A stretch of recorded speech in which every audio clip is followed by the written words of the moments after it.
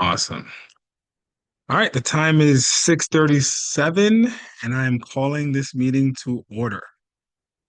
And first, I would like to say today is March 5th, and it's 6:37, and this meeting is coming to order. And I would like to call on our Spanish interpreters to please announce yourselves and put your information in the chat. Sure. Good evening. The following message will be in Spanish. Buenas noches con todos.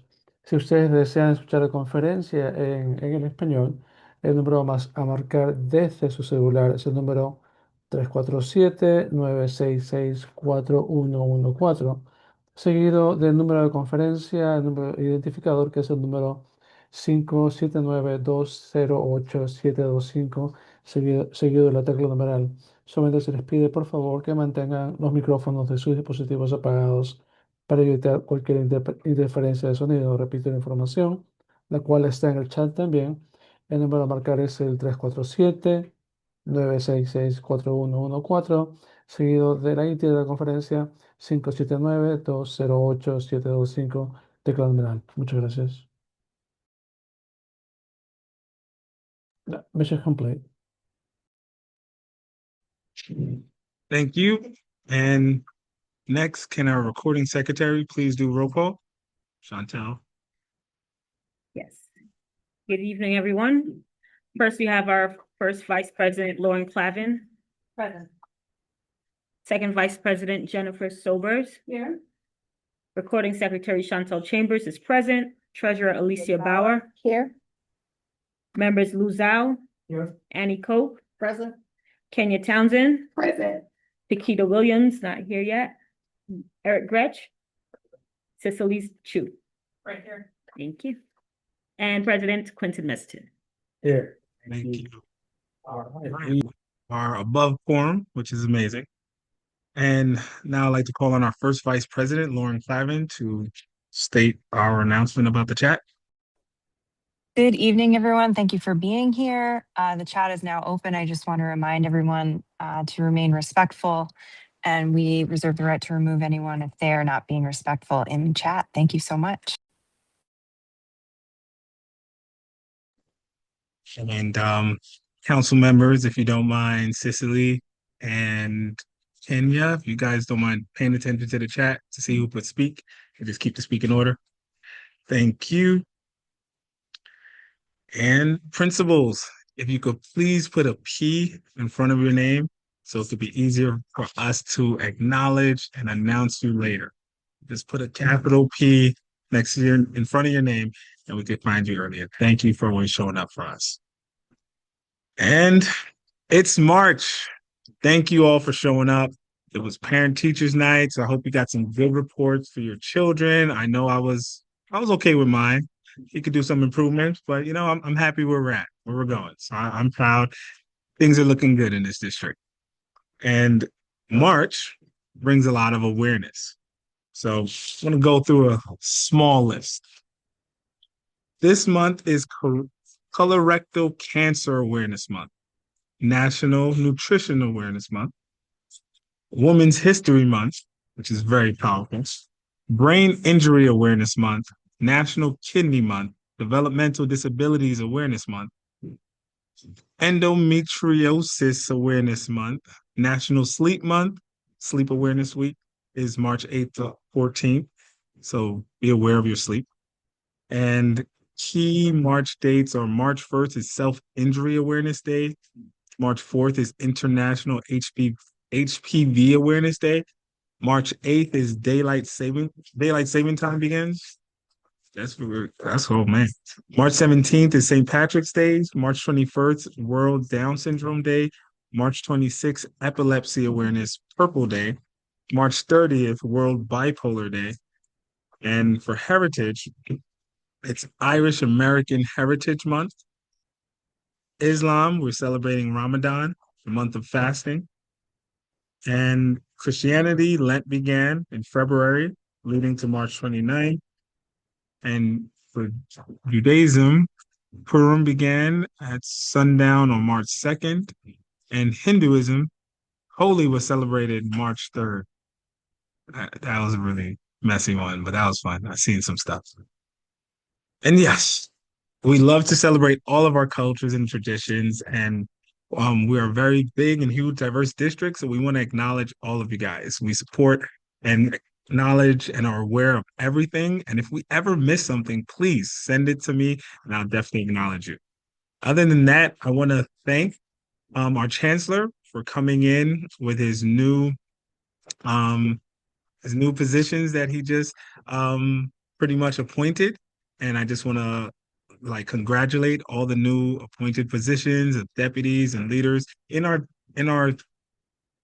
I was gonna say district, but just in our city, because District 28, we have a great relationship, and I want to continue that relationship. And I'm looking forward to working with this new what's the word I'm looking for? It's like, but just these new deputies and these new officials that he appointed.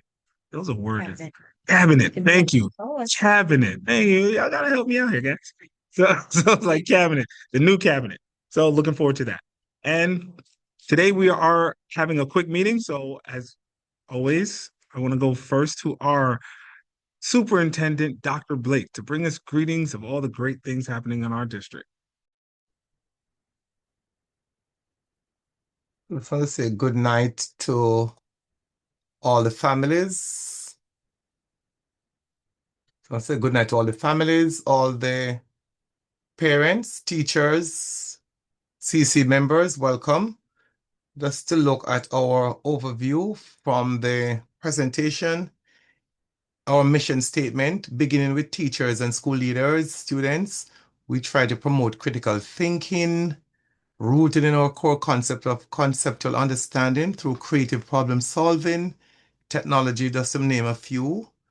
And our vision, of course, is to offer limitless possibilities for youngsters to learn and expand knowledge, and just the overall commitment to all humanity. So I want to thank you for the diversity and to acknowledge the various cultures among the beautiful tapestry that is District 28.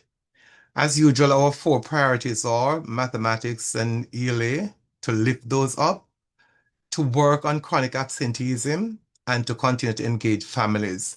The district has come up with 5 district non-negotiables, especially pushing our leaders to embrace standards aligned instruction, emphasizing small group instruction, to expand explicit teaching with gradual release, so teachers model, guide students, and also to engage students in active student engagement, not just compliance, but being active, and to let all their decisions based on data-informed decisions.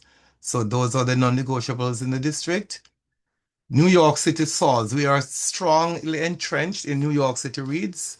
This is our time now to speak about New York City solves. What does it mean? Where are we with this work? In preparation for the middle school curriculum, the selection process started way back in school year 24-25. And we have done so many things. We did not just grab the first opportunity, but we looked at all the curricular choices. The city has listed 3 of them. They're finalized. This one is called Amplified Desmos with the technology base and also paper based, illustrative mathematics, and iReady. So rather than just selecting one, I've engaged my principals into different sessions, to a think tank, having my principals going across the city to look at other districts who are already implementing these curricular choices, and to see which one would best fit District 28. And after that, we have still gone back to look at those curriculum choices very thoughtfully, with student learning and classroom success at the center. So this is not an adult driven, but it's also student centered. What does this mean for families? Teachers and school leaders, we reviewed the curriculum options over 2 full school years. We have observed classrooms across District 28 and also other districts across the city, District 25 and 26 and other districts. Then we gave feedback through discussions and surveys. Then what we did, we brought curriculum providers, not just the teachers, but the providers, to our district principals meeting We have observed lessons further with students at different grade and learning levels to look at their work, gathered feedback from educators again who will teach a curriculum because the teachers have to be involved. And we ensured quality by looking at the multi-year planning, professional learning, direct classroom observations again. Just want to take you through the process. Collaboration with educators and school leaders, intervisitation across multiple districts, and then we got a chance to review, reflect, give feedback. And then after that, we really, what set us apart in the process is that is this broad cross collaboration among schools, look at real classroom evidence, not just presentations, and multiple feedback opportunities before the final decision was made. And the decision was, we're glad to say that we didn't rush the decision. I took my time to go through this, and I just made sure it has to be the middle school first. I want to take it in like piecemeal. And we have come up with Amplify is the curriculum that will be used in District 28. Amplify Desmos based on all this interaction and engagement. So we'll be, and in last month, you got the two persons from Central who gave the presentation. This curriculum is really rooted with our students, centering our students and our teachers up front. District 28 in-person town hall, I've talked about that process. So we have chosen for our middle school, or 8 middle schools in District 28, we'll be looking at Amplify Desmos curriculum. Just want to talk about this another town hall. I'm inviting all our community members, District 28. Please come out in droves. Monday, March 16 at 6:30 p.m. at Junior High School 217, Robert A. Vanwick Auditorium. We encourage the entire district to show up and show out in support, to let your voices be heard. I have placed a link. You'll see a link in the chat. You could register to get a part of that. And of course, the CEC will be presenting this, so they'll be giving you more information.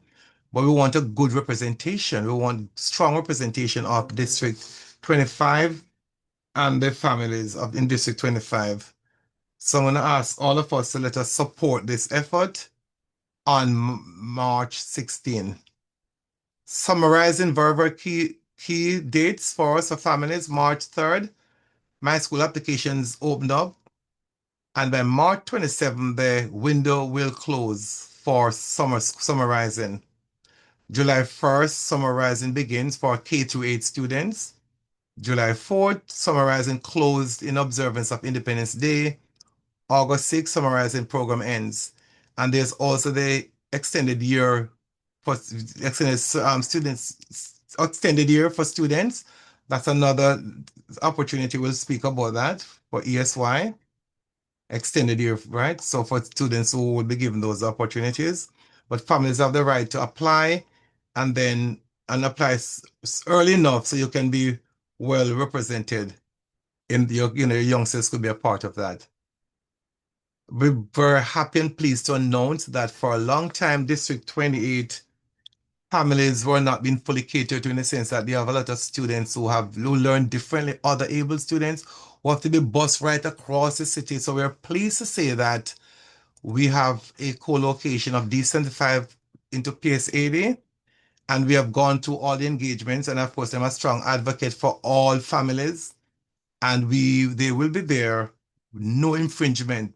The principal was satisfied, I was satisfied that she's even going to get more space than she has right now, with even accommodating the District 75 elementary kids. Not many students, couple of classrooms, but these are going to the families in District 28, so they don't have to be bused right across the city. So we're pleased that the PEP has approved that as well.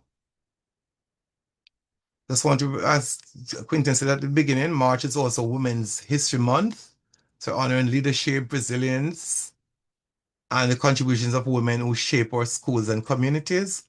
March is also Social Work Month, so we recognize the vital role of our social workers in our schools, many of whom are women, and they always play very pivotal roles in students, families, and in the school communities. And District 28, we also celebrate and thank all our women leaders, educators, social workers, for their continued invaluable commitment to creating a safe, supportive, and thriving environment for our youngsters.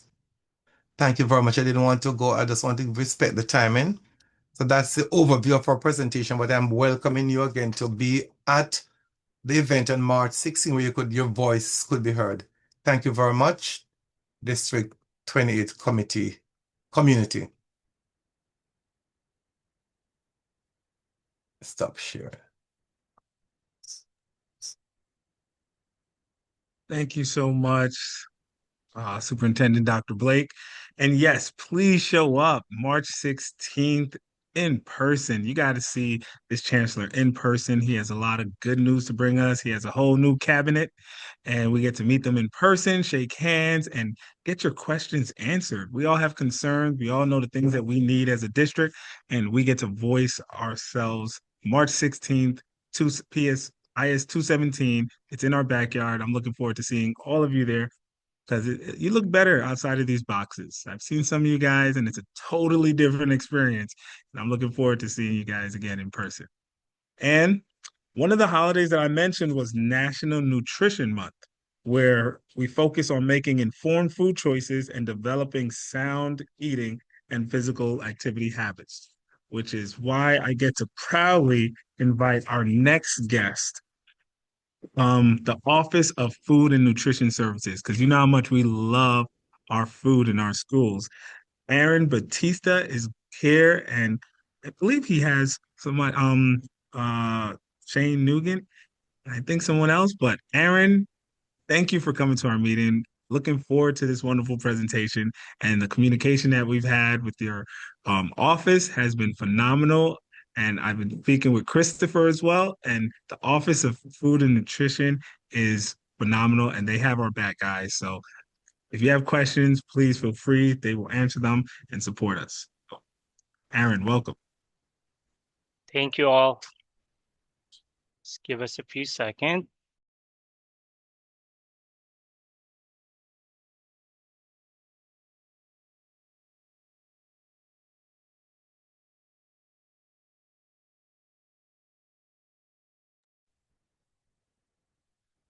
Go ahead. All right. Good evening, District 28 community. First and foremost, I'd like to express my sincere gratitude for this opportunity. Thank you for allowing us to showcase our initiative, and more importantly, for providing a platform to share our mission to equitably serve New York City students with healthy and delicious meals that enhance their education experience, reflect their voices, and nourish them into adulthood. Before I begin, my name is Aaron Baptista, and I have the privilege of serving you as a new district supervisor of 28. Of course, the best district in the city. Joining me today is my assistant supervisor, Shane Nugent. Good evening, everyone. So just an overview, I will touch base with the school food program overview. I'll touch base with the USDA National School Lunch Program, meal requirements, the food and nutrition education that we have in place currently. I'll touch base with the New York Public School Quality Standards and Option that we have, Office and Food Service careers, and of course, contact information. If you never need to contact us, I will have that at the last page of this presentation. So as of now, we have a total of 35 menus that we're currently using, a total of 470 recipes, but we're currently using over 1,800 schools, 950,000 students that we're serving, and over 900,000 meals every day we serve. So, Office and Food Nutrition Services are a student-driven menu. What does that mean? Which means that students from across the city visit our headquarters to taste our featured items that may be added to our future menu. So far, 3 of the schools that we have here in District 28 already attended the meeting. 2 more for this year that's going to be part of test tasting that we have in headquarters. And I don't know if you guys know, but on September, actually, Francis Lewis was featured in our menu, which they created the menu items. It was the honey garlic chicken dish that was featured in September, and it was delicious. So this is something that we're definitely partnering up with a lot of high school students, and we are on the process of actually having more of these moving forward and adding, new items in our menu. Of course, for breakfast, we continue to use fresh fruits, locally dairy items. Our grain, of course, is all whole wheat, low fat items, high fiber, limited sugar items. And of course, we do not offer any sugary fruit juice in any breakfast. We also offer various types of breakfast service, including breakfast in the classroom, infant, normally 3K and 4K, utilize this service that we have. Of course, we have our hot breakfast service in the cafeteria. And of course, we have the breakfast after the bell. This is available at the end of hot breakfast period and continues into the beginning of first period. Depending on the school, there may be a designated BAB area, which is breakfast after the bell, and it's always available and directly from the cafeteria. This service ensures that late arriving students still have the access to a nutritious breakfast. And for lunch, every Monday we are Meatless Monday, and on this day we will not offer meat at all. Plant power option are on the move. This was actually, if you guys remember, this was on a Friday. This was the mayor's office initiative. That we started about 3 years ago, and now, of course, it's now in a different day each week. And these items are basically plant-based products, and of course, meat will not be offered on this day. And for lunch, we don't use any processed deli meats at all. We always source locally products. We continually have a seasonal fresh fruits and vegetable daily.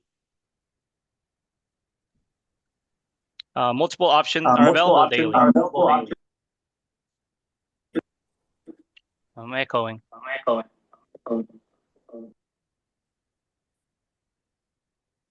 I think you're good now. Okay. And of course, we have the halal and kosher options available. As currently right now, we have a total of 18 halal in District 28. This is the most in the city,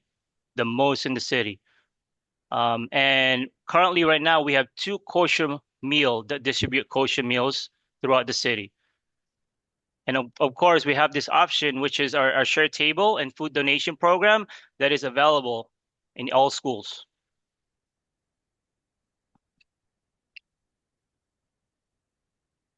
So during lunch, we do offer fresh salads, fresh fruit and produce. Fresh salads bar have been over in 100,000 schools over the city for the past several years now. And it's an opportunity for students to consume unlimited amounts of fresh vegetable and variety of course, healthy and nutritious salads. A salad bar features different salads and selection daily that complement, of course, the featured meal of the day. And I showed some pictures that I took while I'm going around to do a site visits. So one of the salads bar that one of the visit we did was PS40. This is one of the salad bar. And when you see to the right, it says CE sites. That's actually one of the featured salad bar in our CE sites, high school. PS1C5's there. And of course, I mean, 217 is one a destination for 28. So this is something that, I mean, this is what Miss Keisha James does, right? I mean, it speaks volume when you say 217. It's all about Keisha James, and I think she does a great job featuring, from regular food to definitely salad bar. Plant forward. So to support the Powered Plant Initiative, we partnered with our school community, and we created this food nutrition program to encourage and educate our students to eat more and healthy plant-based food. To do that, we provided grant to the food education. We have this program we call Nutrition Collaborative. So they receive actually a total of $10,000 in this program. Right now, we currently have 250 sites, schools participating in this program. And of course, we started this program as well as in all schools and food and nutrition instructional standards and a professional learning for school staff.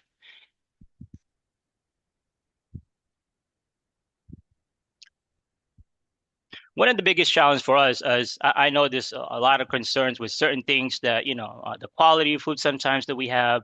And as you guys know, we do have a strict guidelines when it comes to what we have in place, when it comes to, the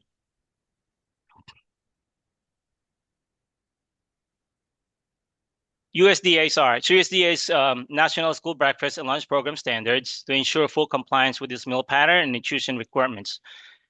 So we follow this guideline, and of course, students are required to take 3 of these 5 components that we offer daily, and the components include the meat, the grain, the fruit, vegetable, and milk. And again, they don't have to take all 5, but again, they are required per USDA standard to take at least 3. And this information actually I'm going to put in the chat. This is our menu nutrition information that was actually implemented this year. Now you can see if you have any question when it comes to, the allergens, intake with protein, any sugar, calorie, total carbs, calories intake, and this all information is actually available now in chat.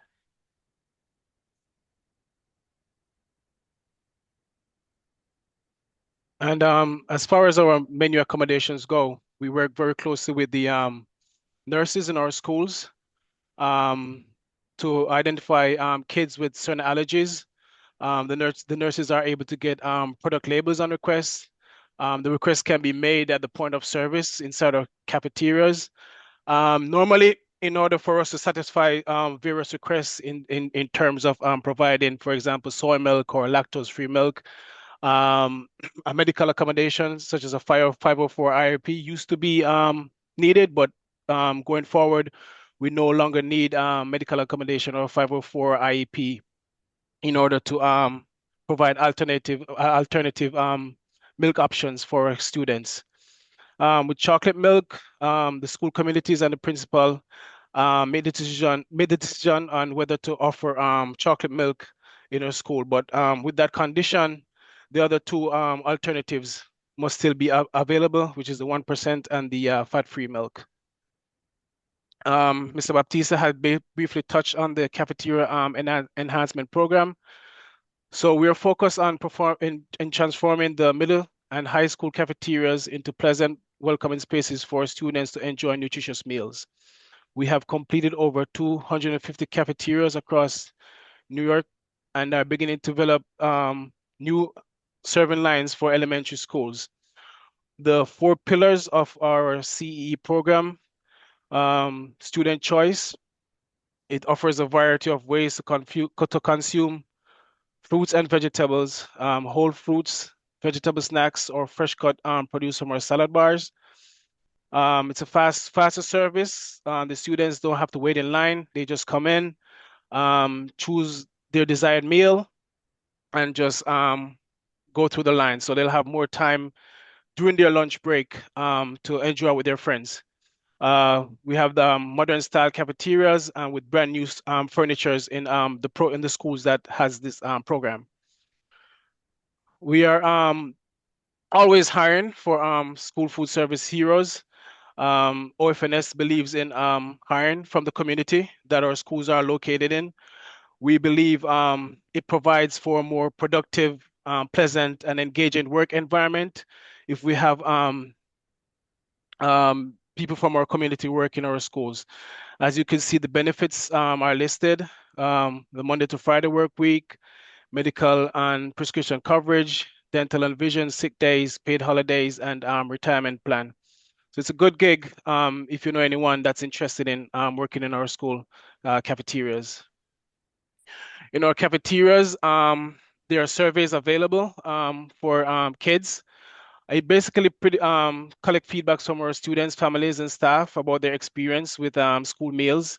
It helps identify what's working and where improvements are needed. It guides enhancement to both the menu and meal service. It plays a role in improving student satisfaction with school meals, and it supports our commitment to student well-being and continuous improvement. There's a barcode that's on the flyer. They'll just scan that barcode and it will take them to where they could answer a few questions about our menu. Any questions? Listed are our contact information. Mr. Baptista, myself, our regional director, Ms. Solis, and our deputy regional director, Ms. Barto. Thank you all, and thanks for having us to this meeting. And I hope to see you guys in the next meeting coming up.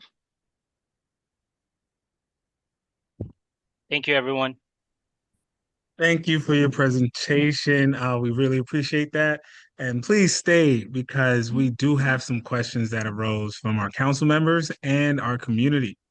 I want to definitely acknowledge that it is Ramadan and it is Lent.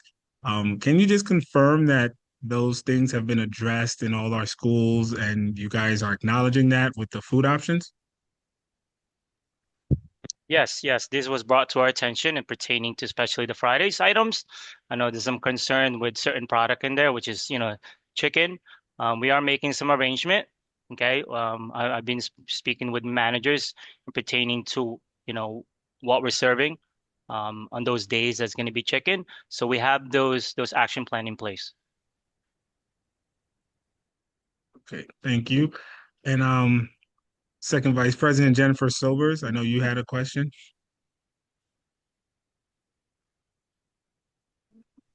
Hi, good evening. I just was wondering, how are the students and the schools chosen to be taste testers at the headquarters?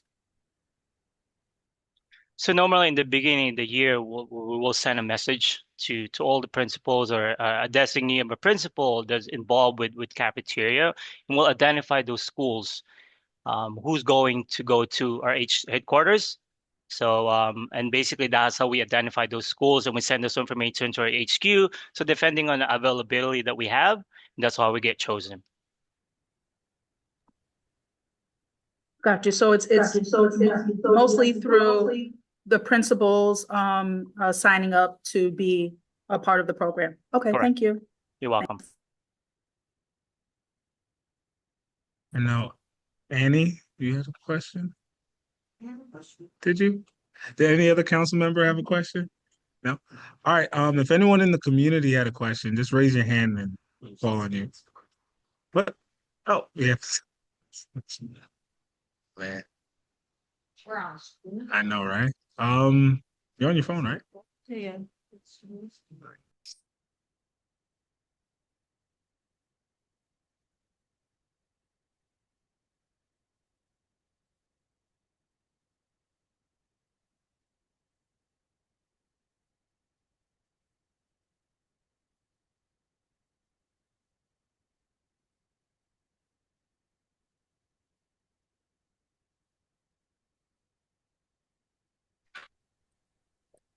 All right, good evening, everyone. So just wanted to bring a point. Last year during Lent, Ash Wednesday, there was when there was school. Luckily, this Ash Wednesday happened to be during the break, so parents were able to observe. But last year, they were serving cheeseburgers, and so then how do we ensure that all, we're representing every community, and it's great that we're able to do kosher and halal, but like Lent is the only time where we actually fast as Catholics and Orthodox Christians as well. And so those options were not available. Like only cold lunch was served, like to get a sandwich. And our kids should not have to sacrifice a hot lunch for something else because that was an afterthought. And so then what is food and nutrition? And Erin, I know we've spoken many times about this, and the many great things you're going to start doing at PS 139. But like, how do we ensure that as a district, this is actually happening?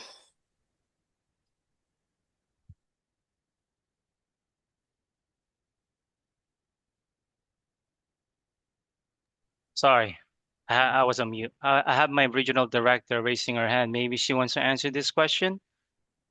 And of course, Sasha, I will definitely, touch base as well with the answer. So you see if my regional director has something to say first.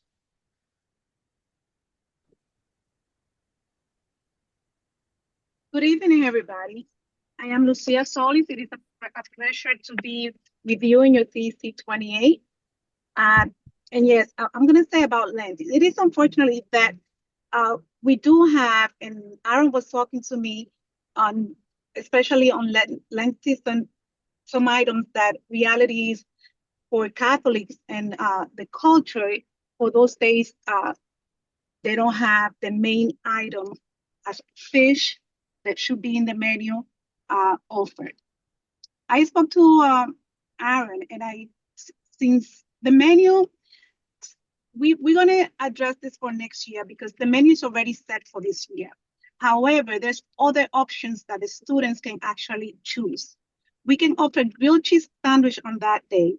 I also asked and requested from Aaron to order fish for those days as well so he can add to the menu, because this was an oversight from our menu committee that do the menus, the monthly menus, way in advance.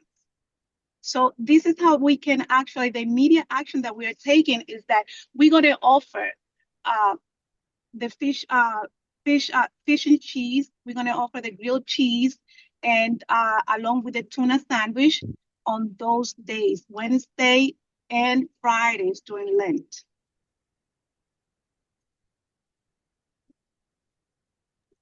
So yeah, well, we again, Miss Solis just I want to make piggyback on that. We are identifying those needs that we, and again the opportunity that we have in place, and again we acknowledge that, and we are making some changes. And again, I was able to have this conversation with Miss Solis and able to again accommodate the fish that we have on Thursday and able to put that on a Friday to ensure that during Lent season it's something that it's available as well. And again, as Ms. Solis said, the hot grilled cheese is always available, and again, the tuna is also available, and on those days as well. Also, there was a question also about how do you get your school to go to the food tasting in our headquarters? If you like your school to be actually to be invited, please put your school in the list in the chat, so Mr. Aaron can actually take the schools, and then we can reach out to you. If it's not possible for to schedule you for the rest of the year, what we're gonna do, we're gonna put you in the waiting list for September, October, and you will be one of the first ones to be scheduled.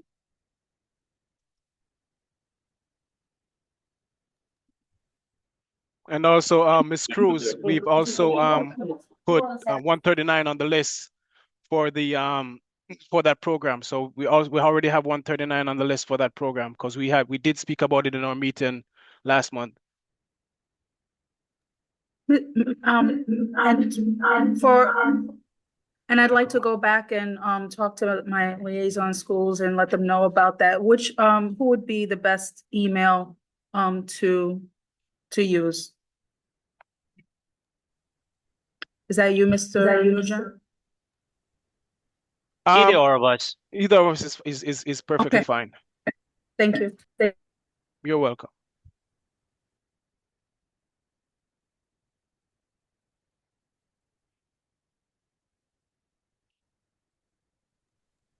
And we have already identified. And anything else, we'll just put into public comment.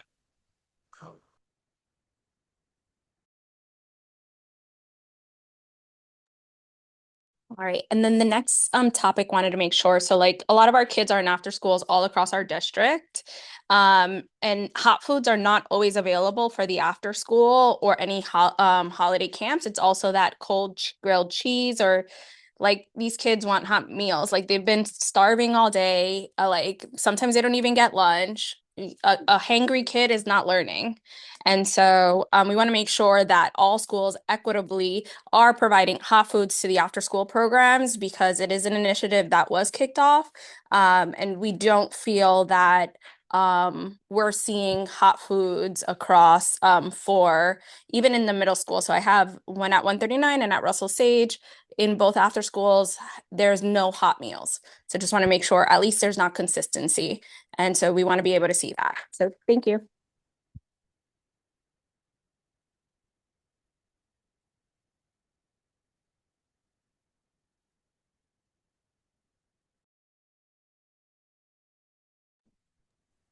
Yes, hi. Sasha.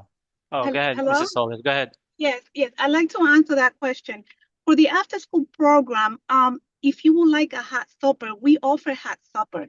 However, it's a process. You will have to go through special programs and apply, and they will tell you whether your program qualifies or not. It could be a snack that they qualify or a supper program. We will gladly do that.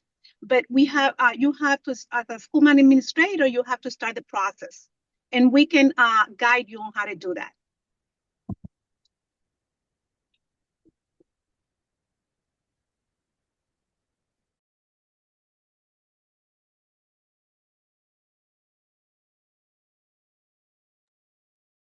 Thank you, thank you. And I know we sent a survey. Do you guys still have the survey that we had sent you guys with the questions that we had gathered?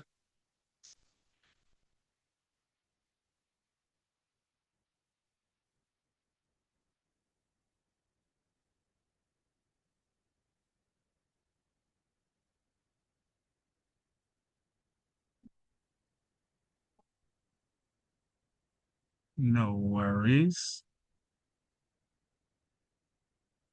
I guess not. All right. So I'm sorry. Was the survey sent to Orphaness? To yes. Quinn, I'm sorry about that. Which server was talking about? I'm sorry. Oh no, the around the same that we did with the community, we had sent that earlier, not this term. It was just seeing if you guys still had it. So we had conducted a survey about, what the community was requesting. They had concerns off of like the food, and then we had just gathered that. But it's okay. I will definitely make sure I, because we and apologize if I didn't get any new service. Like I said, I was in between two districts, so I'll definitely see if I could retrieve those survey, and then I'll definitely answer it in a timely manner once I get the survey. Okay. And again, I just took over back again and close to December, so it was so I'll definitely I'm gonna try to retrieve it and definitely answer some of those questions. Okay. by any chance, no Mr. problem. Quinton, would you still have When we scheduled this meeting, it was sent like in one of the first emails. So just check there. We had Oh, attached this survey.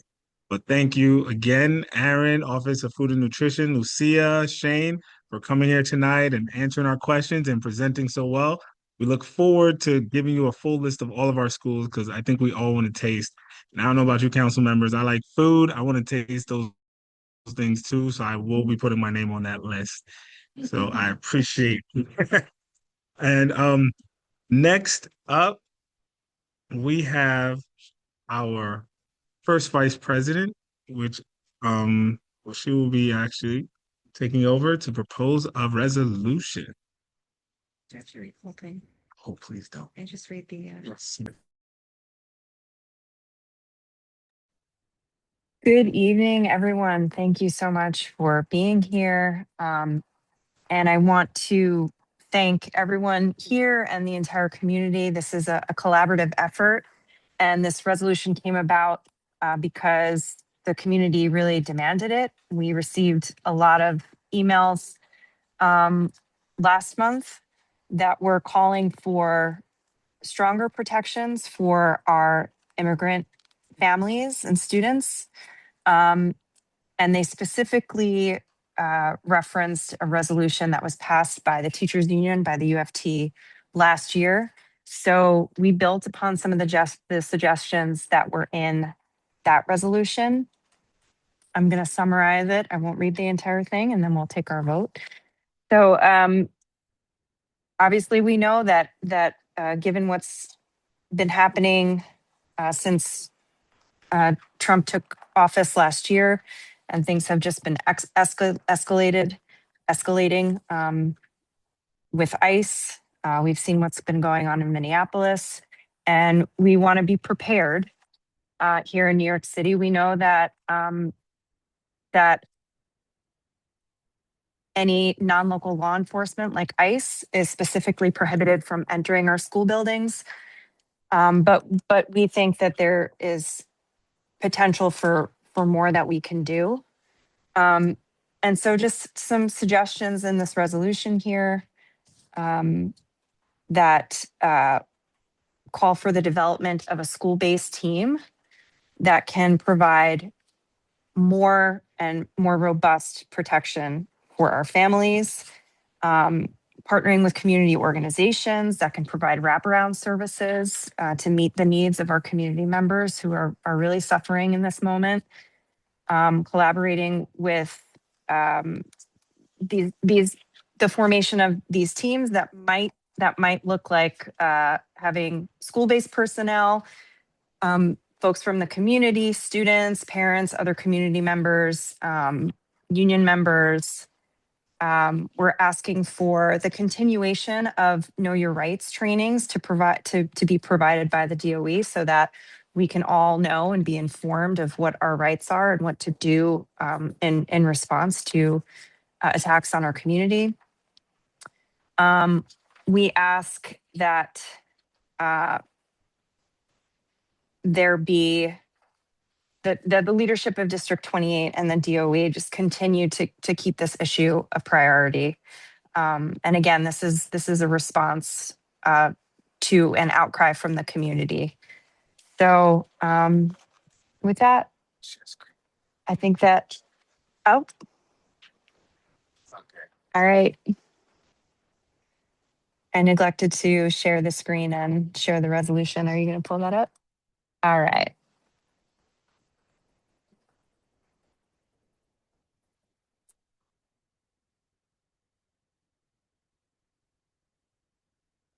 We're also asking that any of the information that's going out to families be done with consideration to language access, so that if any backpack notices are going out, that they not just be provided in English.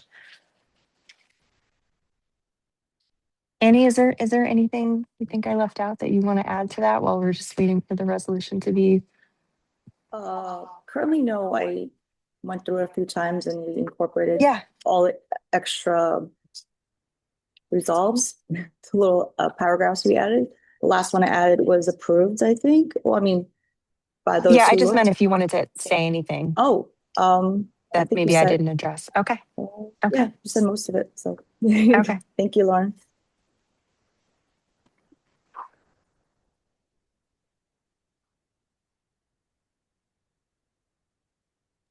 All right, this was sent out to the community in advance and the council members to provide feedback.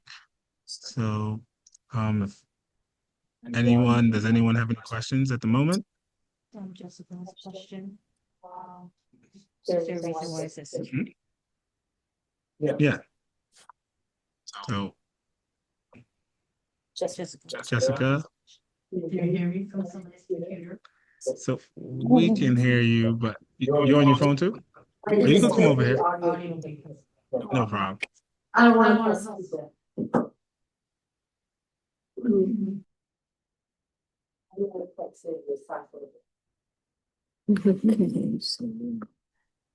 So my only comment was actually in the last paragraph where the first sentence says all school officials and security guards.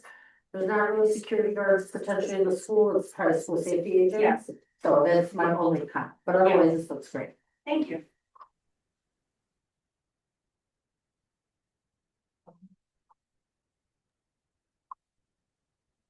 All right. Thank you. So at this time, we're taking feedback, and I'm going to ask our recording secretary to do a vote.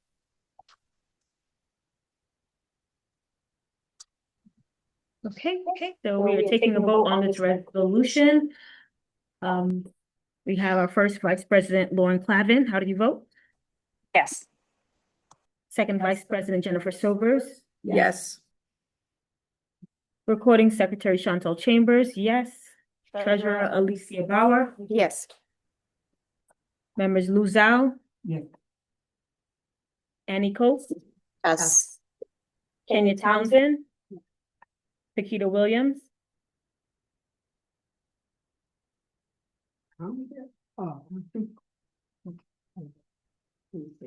Okay, yes. Eric Gretsch. Yes. Cicely Chu. Yes. All right, and Quentin, President Quentin Resident. Yes. Thank you. I won't take it personal. Say it first. All right. So, all right. Well, that resolution has been passed. Congratulations, Lauren, putting that together. Thank you, community. And next, we are going to have our public comment section. But before that, I do want to make a motion. We do have a visitor with us today. She's here. She's here? Michelle. Michelle from the mayor's office. And after that, I'd like to also give time to bring greetings from our elected officials, principals, and districts. So be prepared. You found her? Hi, everybody. Thank you so much for having me tonight. Can't hear you.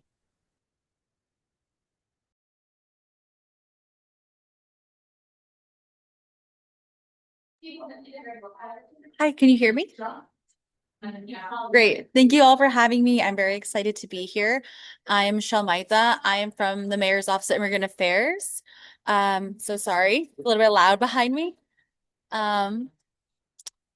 I am joining here, invitation of Lauren, who's I met at a great event about maybe 3 weeks ago now. My team, we are on the ground outreach community engagement team that provides Know Your Rights presentations. We provide tabling. Our resource tabling includes talking and sharing Know Your Rights booklets, what to do when your family members have been detained by ICE, how to prepare in case that happens. We have this great resource that's for immigrant families, how they prepare themselves, specifically the New York State form. That is a great connection right off the resource guide. And additionally, were something to happen that is really tragic and dangerous, the organizations that are vetted, safe, and should you be eligible, they're completely covered. Support and legal support both for the families and for the detained person.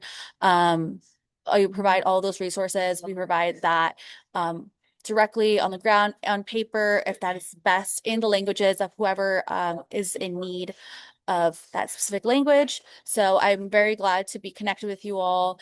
I will be sharing my email here if anybody would like us to come return to for a longer form presentation. Our new Know Your Rights presentation is now Immigrant Rights Workshop that is specifically with ICE, and another one specifically about city programs. City programs that we also share are, yes, we would definitely speak at a PTA meeting, of course.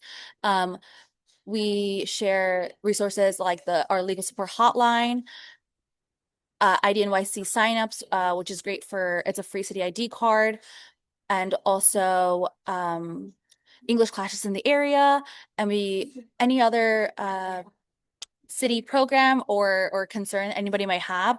We like to be that on the ground personnel that can refer you directly to maybe a family member or community member has a concern as a consumer and they would like to share that with Department of Consumer Worker Protections. We can help them refer them directly how they can file a claim and make sure that they feel and know that's an option regardless of their immigration status and just as someone who lives in the city.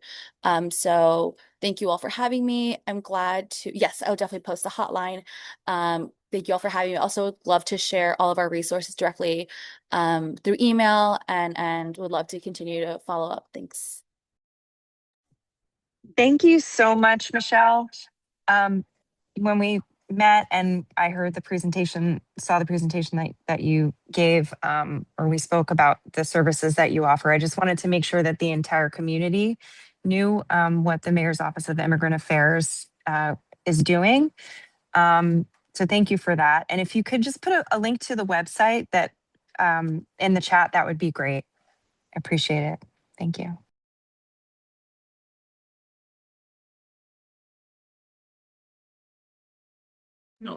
No, I second that. No, thank you. And I just want to clear up something. I was making a motion, but I do take that back. I wasn't making a motion. I was just giving her extra time on parent section to speak because I really want to get that information from the mayor's office to our community. So scratch that. Next, I do want to give an opportunity for Leora Comrie's office, Sarah, to bring greetings. Hello, everyone. Thank you, Quentin. My name is Sarah Badesi, scheduler for Senator Leroy Comrie. I would like to go over some of our upcoming events. If you have any questions, I'm going to post my email in the chat. Please feel free to email or call our office. So firstly, I would like to talk about, we do have a community recycling event coming up on the 8th. It is from 10 to 2 p.m. at Aaron's Casino Farms in Kew Garden Hills. So this is like electronics, textiles. You can't bring any like air conditioners or appliances, batteries, light bulbs, so on and so forth. We are co-sponsoring with Council Member James Gennaro, Assembly Member Sam Berger, and obviously our office, Senator Leroy Comrie's office. Next, we do have a high quality tax prep and filing service in collaboration with Assembly Member Alicia Heineman and Council Member Sylvina Brooks Powers. I will email this to Quentin. So it could be like an email blast. It has a scan on the flyer as well. So if you want to select your own location, date, and time for an in-person tax appointment, you're so welcome to do so. Next, I would like to talk about we are doing a building resilient community. So basically, if there's a severe snowstorm or a blackout, we have the resources and to protect your loved ones. It's basically a panel discussion that will make our communities better, prepared for emergencies like fire, snowstorms, flooding, and you can talk in the panel as well and discuss strategies to be better prepared. This is going to be a virtual meeting March 27th at 10 a.m. We're doing this with Congressman Gregory Meeks, Assembly Member Alicia Heineman, Assembly Member Clyde Vannell, and New York City Council Member Deputy Speaker Natasha Williams. Next, we are also doing a e-waste paper shredding Shamos collection. This is hosted by Assemblyman Berger, Assemblywoman Rosick, Senator Comrie, and Councilman Gennaro. So e-waste, you can dispose of phones, laptops, cords, any electronic waste. That's it's a better way to discard of them. This is going to be same day, March 8th, 10 to 2 at Aaron's Casino. Next, we have an intentional conversation, Ubuntu, a community response. This is a way for young people's collaborative problem solving. This is going to be held at Springfield Gardens Intermediate School 59. I have the location if anybody needs it. This is March 14th, 10 to 2. Next, we have our NILAG van It's going to be at our district office on Farmers Boulevard. So if anybody needs help with non-criminal legal services, or individuals who are unable to afford an attorney, we have a list of legal advocates who can help with housing, rights, homeowner rights, public benefits, disability benefits, identity theft, immigration, intimate partner violence, divorce, so on and so forth. This is going to be held March 18th, 2026, 10 a.m. to 3 p.m. Lastly, we have our Grant Readiness 101, which is going to be, it was held today, my apologies. We had that from 10:30 a.m. to 12 at the Greater Nexus. Let's see. And we are also doing our tax preps in our office. So I actually will be there Saturday. So if anybody needs help filing taxes, you can come to our office. It's by appointment only, and we're doing that every Saturday. So one is coming up Saturday, March 7th from 10 to 4. The next couple is going to be March 14th, same time, 21st, 28th, and April 11th. We also have a required document list if anybody needs that. And let's see. And that is all. Thank you so much.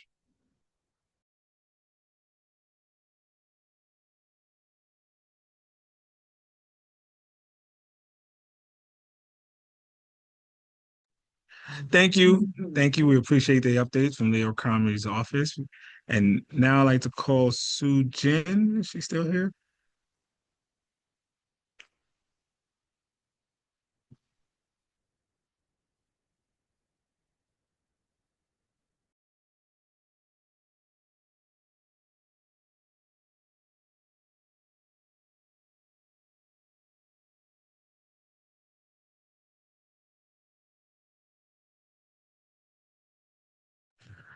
Seems like she might have stepped away, and that's okay. If there's any other elected officials, you could just raise your hand and I'll call on you.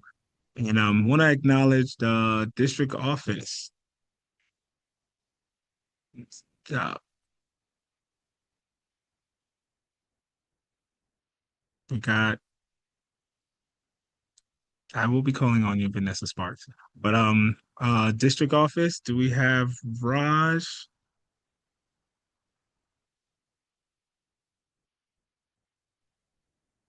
Good evening, everyone. How are you? As always, it's a pleasure to be in community with you.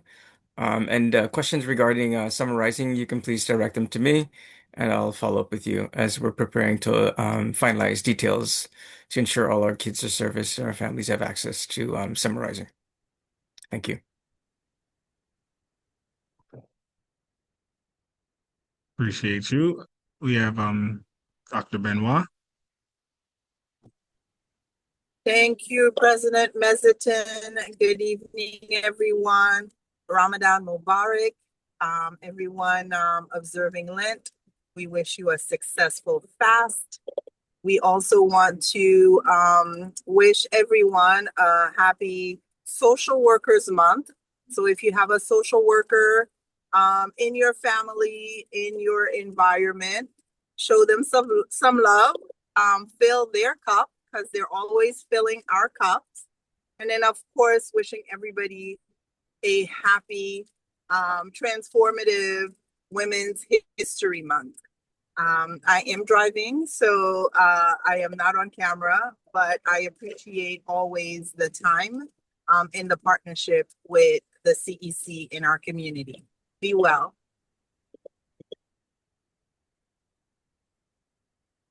I'd like to call on elected official Vanessa Sparks. Congratulations on your promotion again. Yes, good evening. And yes, I have to still remind myself that I am here now in the capacity as engagement coordinator for Councilman Ty Hankerson, 28th District. So happy March and happy Women's History Month to all that is here. My name is Vanessa Sparks, engagement coordinator for Councilman Ty Hankerson, who sends his greetings to each and every one of you. So first, I just want to, a couple of things really quick. Councilman Ty Hankerson will be hosting his first neighborhood resource fair as councilman in the 28th district. It would be held this Saturday at the Great PS 48, 15502, 108th Avenue. I will drop the flyer in the chat. We will have over 15 agencies there, everything from the MTA to Small Business Solutions, to HRA, to New York City Worker and Consumer Protection. It's going to be a great time had by all, and a lot of information and resources will be there. So please, if you're in the area, it will be this Saturday at P48 or the David Dinkins School for Community Service, 108-02 155th Street. Additionally, I'm going to tell you a save the date for March 15th, 2026, which is when we will have our Women's History Month event. And the theme is Knowing Our Queens, Knowing Our Queens. Again, that will be, I believe, March 15th, 2026, in the Rochdale Grand Ballroom, where we will honor 6 women from the Great 28 for their contributions that they have made to our community. Lastly, I'd like to thank you, Mr. Quentin, for responding so quickly with the request regarding your school capital plan, school capital projects proposals. I have to say that CEC has been on it. It has been given to the councilman for review. Additionally, we have sent an email out, or I sent an email out to all 10 of the schools in District 28 that fall into the council's district, requesting their submissions to be considered for the councilman's Reso A money. So I'm going to put my information in the chat, including the flyer for this Saturday, as well as my email address and my telephone number. So that's my hack for Councilman Hankerson. But as you also know, I am always here representing Community Board 12's Education Committee, and I send greetings on behalf of Latoya LeGrand, who is our Education Chair, and the Reverend Carlene Thorbs, who is the chairperson for CB12. So always know that CEC28 can reach out to me with any questions you may have as it relates to the schools, either in Community Board 12 or specifically District 28, District 28. So thank you.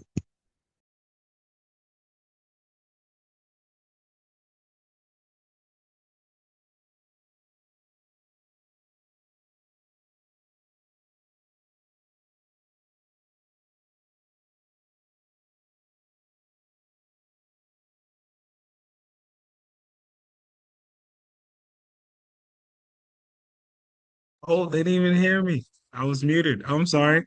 I would like to thank Vanessa for all your contributions, and I look forward to our continued collaboration. And I want to acknowledge now Vic, who's a man of few words, but a lot of emails. So thank you, Vic, for being who you are in our district. And I want to give Sonia a chance to bring greetings. Good evening, Community District 28. It's always a pleasure to be in your company and your presence. Just a couple of things that I wanted to share. We just did our PAPTA elections training this past Tuesday. And it's important because this is the time, right, when we want to get parents engaged for these very important positions, PA, PTAs, SLT, Title I. Your voices matter, and you're volunteers, and it is hard work. I know that. And despite all of the, sometimes hoops and challenges that you have to jump through, so many of you are here now at the CEC. I know when you started out as PAPTA, you weren't even sure if you wanted to do this, and some of you even represent at the city level. And so that means that despite all the challenges, you know that you have impact. And so I am just excited and hoping that we can translate this message to the schools so that parents do step up know that there's no qualifications other than being a parent or a legal guardian. And again, not negating that there's challenges, but we have to start somewhere. And so I'm excited and hoping that, parents will step up in this endeavor that we have as a district. The other thing that I wanted to add is that the summer youth applications are open. Our youth are looking for jobs and they can go through the process. I'm going to share this in the chat, but I also do working papers for students, and sometimes they may not know that, the community may not know that. I'm very passionate about making sure that any youth that wants to work, I mean, I've met them in the street, I've met them in front of their homes, I've mailed working papers, but if they need working papers, they go to the school first. But if the school is not open or it's after school hours, they can reach out to me so that I can help them and they can get at their packets ready. So yeah, let's support our youth. There's a lot of things going on and we want to make sure that they have the opportunity to work it or volunteer if they need to. And that's all that I wanted to share for this month. Thank you for all the work that you do, CEC, our, community and our parent coordinator that are here. So thank you very much again. Have a good evening and I'll be around. Thank you, Sonia. Look at that, working after hours, getting working papers for our kids to get jobs. We appreciate that. Takes a little bit of the weight off of our parents that have kids that can work. And I definitely want to acknowledge the principals, and I'm going to start with Principal Signal because it looks like she's still at work. I don't believe that's her home.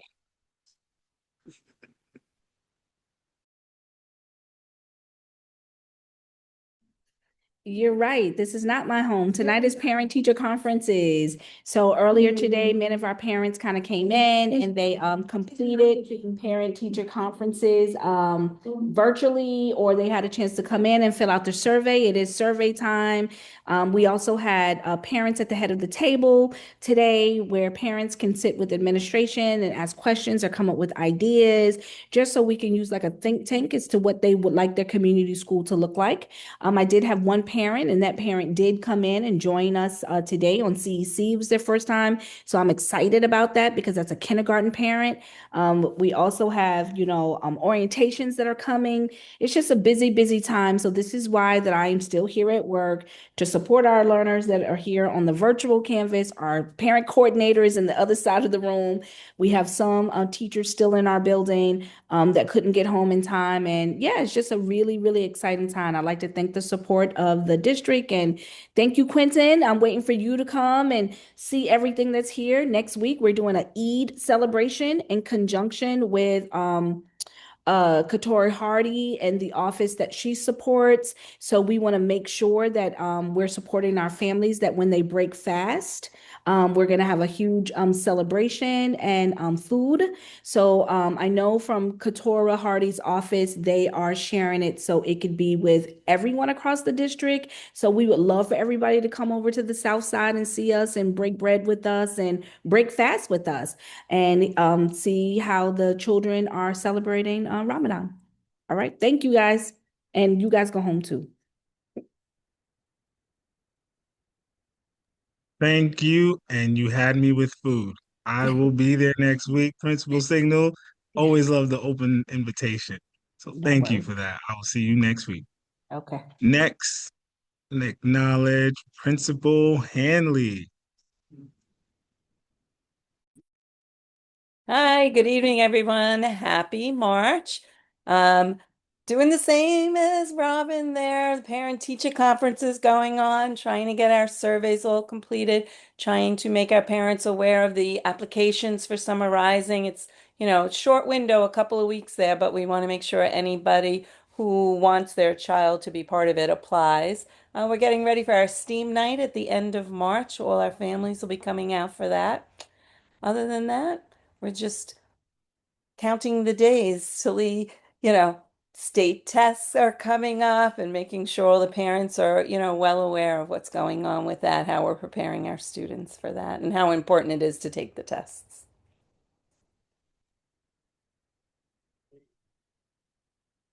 Thank you, Principal Hanley. And next, Principal Lau.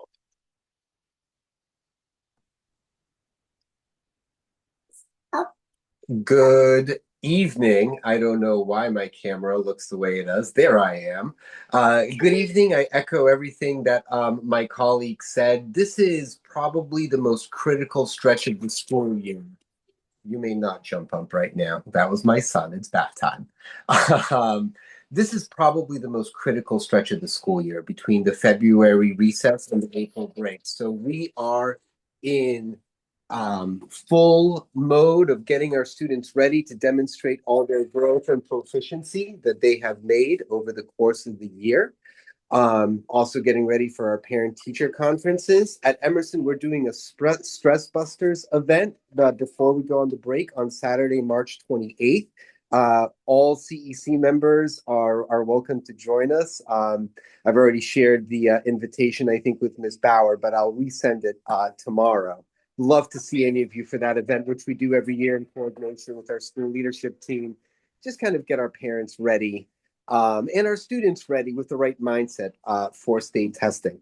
Last but not least, I take every opportunity to share this, that at Emerson, we are opening up a bilingual special education program this fall. We're going to be the first bilingual special education program in our district. So if any of our fifth graders are interested in a bilingual special education program, I'll be sending out more info to all the elementary school principals about that in the near future.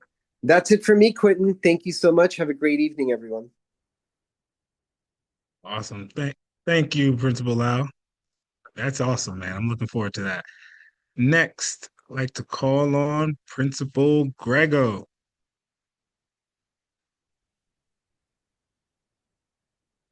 Yeah. Hi, good evening, everybody. I just wanted to say hello from Russell's Age. I wanted to congratulate our eighth grade children.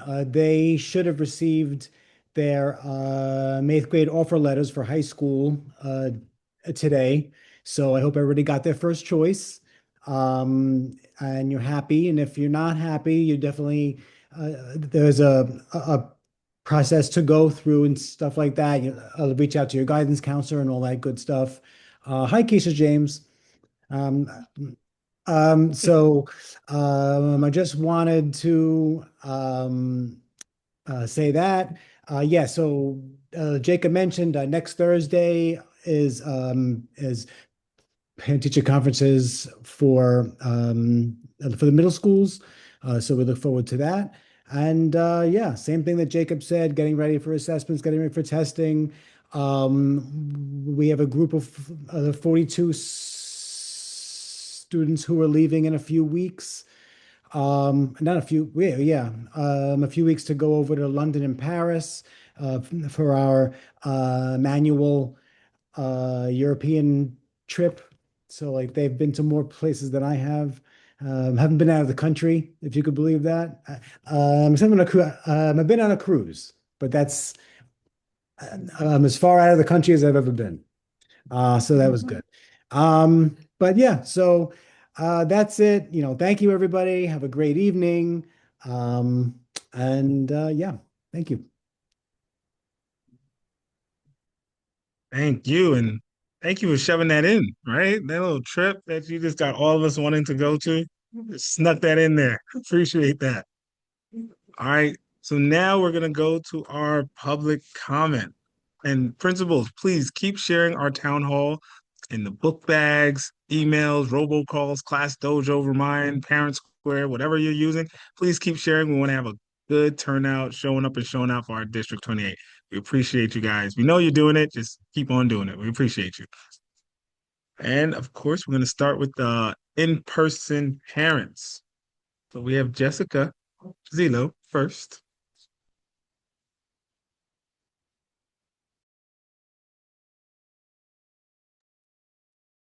So since I'm here in person, I'm gonna address you guys. Today is just really about school safety. We keep having issues.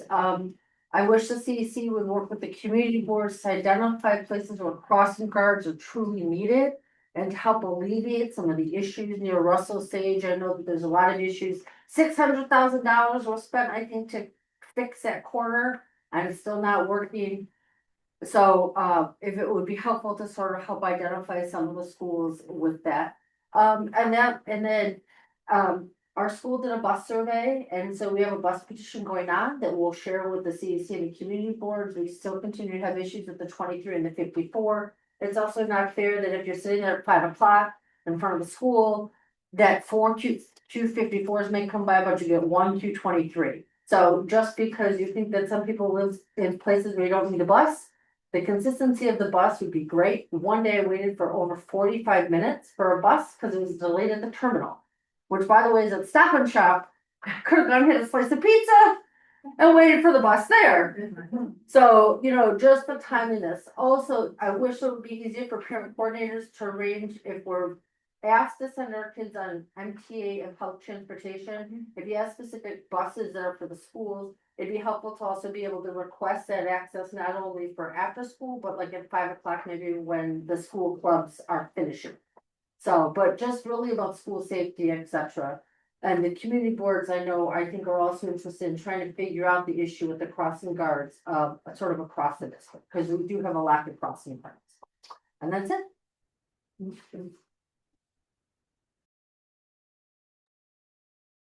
Thank you. And just to add to those concerns, this is why all parents that are here today, this is why you need to come to our town hall to voice these concerns in person to our chancellor and his cabinet. It is so important because we don't have many town halls. We do this once every 2 years, something like that.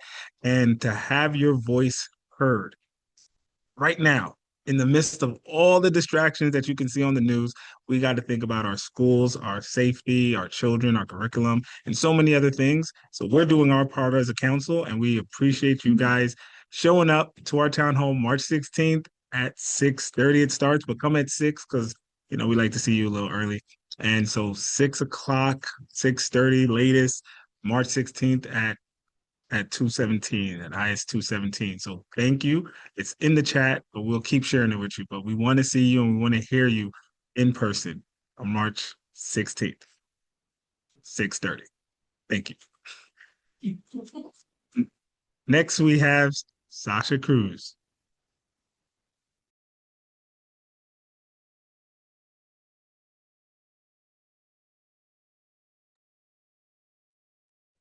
You here? All right. Good evening, everyone. I have some updates. I'm going to start with Sage. So I wanted to acknowledge Principal Greco and his admin team at Sage. They're always putting the kids first and really make it happen for these middle schoolers. As a parent who sits on the SLT, the level of transparency and commitment to serve the community is unparalleled. Like, all principals should do what Principal Greco is doing. I love it. Parents do not get overlooked, always putting us first, hearing what we have to say, but overall just getting what the kids want. So kudos to Principal Greco. Just want to get in really quickly that we need help with the locker installations. Too many years have gone by. SEA has no real update. They really need those lockers installed. There's no lighting also in the main entrance. It's very dark when kids are exiting at 5 or 6 p.m. to what Jessica was saying about the safety issues. The safety agent, because 112 is right in front, we don't have a safety agent. That's not no excuse. And then also want to say from a Sage perspective, when we did the MOIs, I think, Principal Greco, if you could just confirm that, we only 5% of the kids from 139 make it to the honors program at Sage. So Dr. Blake, I guess, how can we help increase that amount? Because preparation matters for our kids and the data doesn't lie. So we're going to need our help on how do we increase for PS 139. 5% is too low. Anyways, on to PS 139, as you may recall, back in May or June, I came here to the CEC meeting. We requested support in bringing the Beacon program to our school. Our parents really need a Beacon. You know, a lot of our parents have financial constraints. We currently have Common Point. It lapses next year. As these things go, it's always 2 years in advance that we have to like work on things. So we really need support on getting a support for free after school for our school. Our principal does not want Beacon at our school. We do have a petition right now. I'm gonna drop it out of the chat, but we're at 304 signatures. So our school wants Beacon. So even if our principal doesn't want, I know Dr. Blake, you also said you'd support us in getting the Beacon program back in May or June. We have it on record. So we're hoping you can support us on that.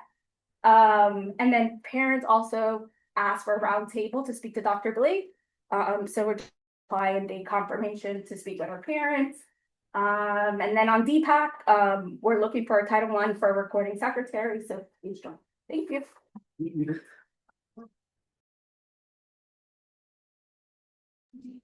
Thank you. And our next parent, James Gibbs.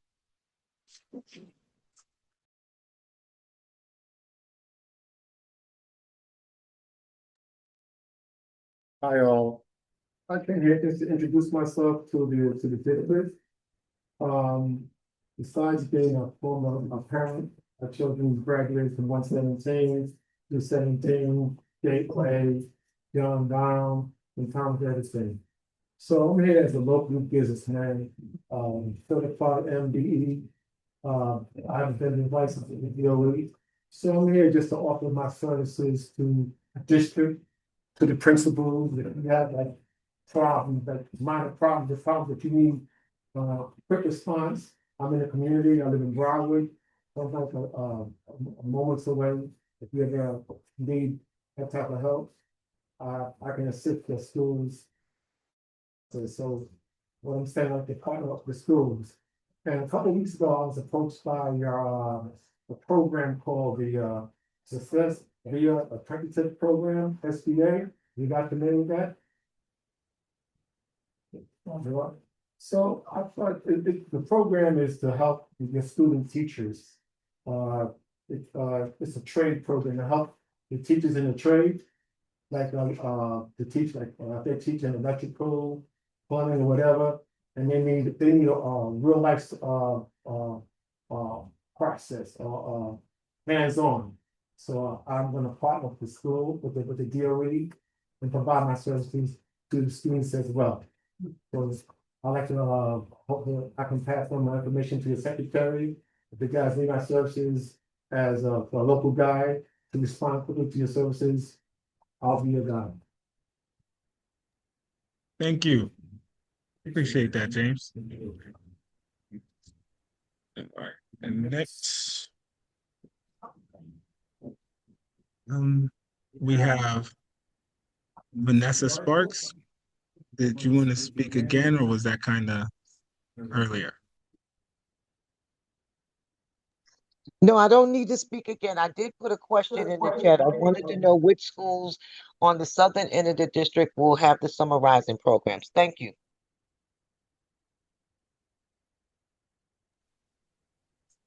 Thank you. All right. Next, we have, hold on, fix that. Valina Morsiglio.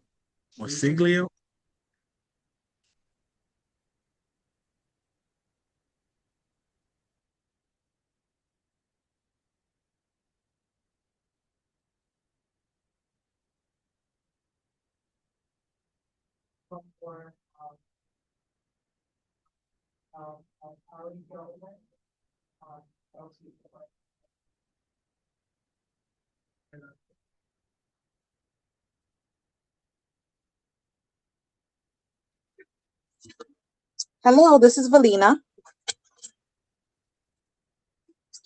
So I wanted to just make a comment about something I found out a couple of weeks ago. Our after school was denied. Apparently the principal can veto our request for a beacon at our school. And he denied it. When I asked him about it, he literally said to me, "Oh, it's really that important to you?"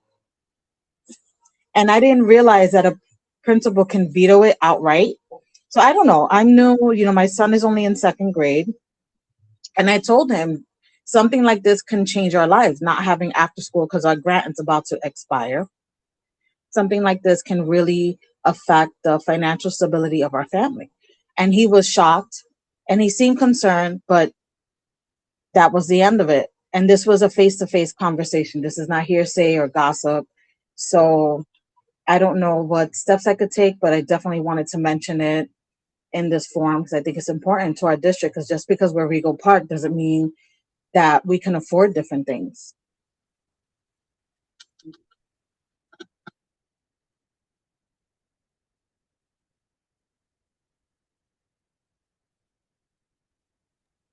Thank you for bringing that to our attention. I definitely just put my email in the chat.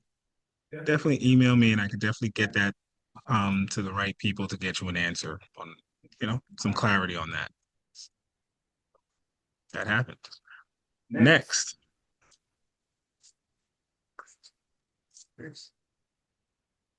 Bruce. No. That's not how you call Bruce. So Bruce is our U of T rep, and we can't just invite Bruce to speak. We have to say, we are now inviting the one and only, the man with the master plan, the U of T rep of District 28, Bruce. That's how you invite Bruce. Where you at, Bruce? Thank you, Quentin, and good evening, everyone. It's great to be here with all of you, as always. So, the UFT has a couple of campaigns going on right now.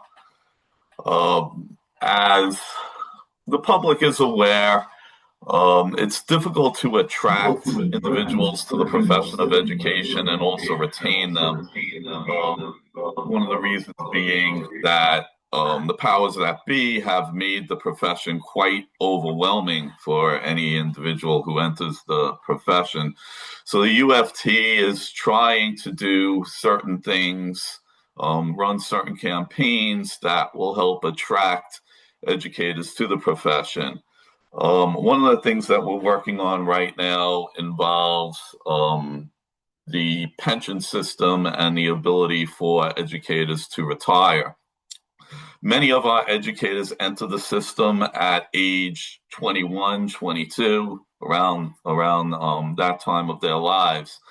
Right now, the requirement of age to retire with a full pension is age 63, which would mean that an individual entering the profession would need to stay in the profession for approximately 42 years in order to retire with a full pension.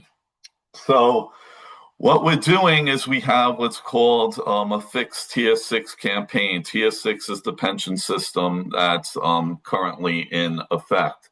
And this Sunday, we are bringing 3,800 educators from our New York City schools up to Albany for a rally about fixing the pension system and trying to lower the age for retirement from 63 down to 55 and 30 years of service.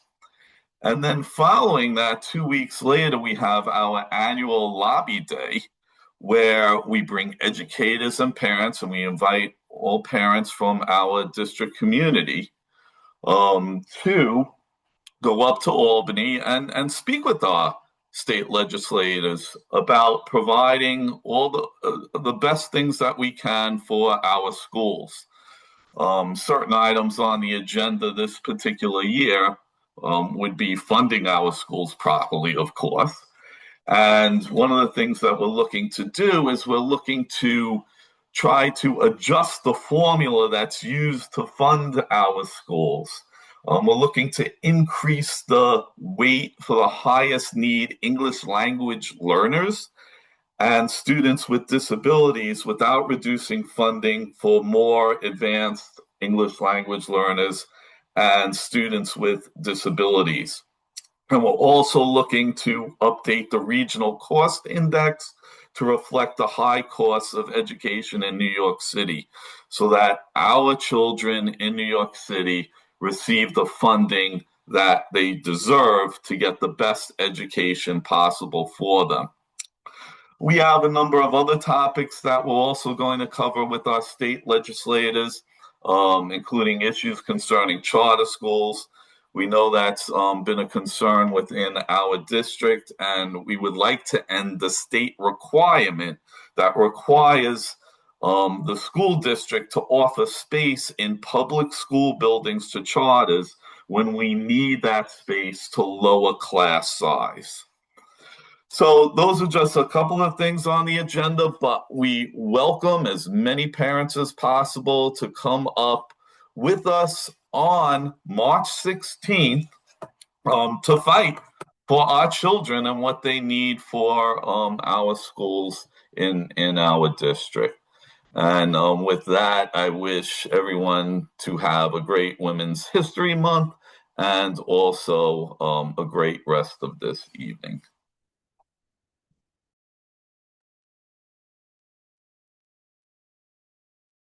Thanks, Bruce, for always bringing us some valuable information and for standing up for all these parents who are our employees to bring that down to a better age to enjoy retirement. So, looking forward to that. Next, we have Olga Rivera. Yes, you're here. Hello, good evening. I just want to speak on PS 139. The principal just was mentioned a little earlier, having the after school program. I'm currently, unfortunately, having to drop my daughter off at a different location to service after school. And it'd be really important for me to have that offering within the school. So, financially, and just makes things a lot more easier. And just knowing that I don't have to take my daughter out of one location to go putting her somewhere else. And just concerning on, he seems to like not want to understand the needs of the community. I mean, I don't want to, put my own personal judgment, but just from experience, it's as if, he doesn't care to understand the needs of the community. And yeah, that's what I have to say. Thank you. All right, our next public comment, Adriana Alicia, our PEP for Queens representative.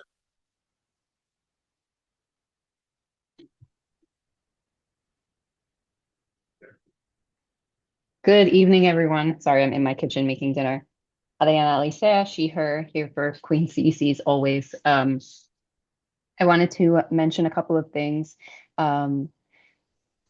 It's what Bruce was saying about our students that are English language learners and our students with disabilities. Today at the press conference over at Tweed, Deputy Chancellor Fody, who is the Deputy Chancellor of DIAL, which is the Division of Inclusive and Accessible Learning.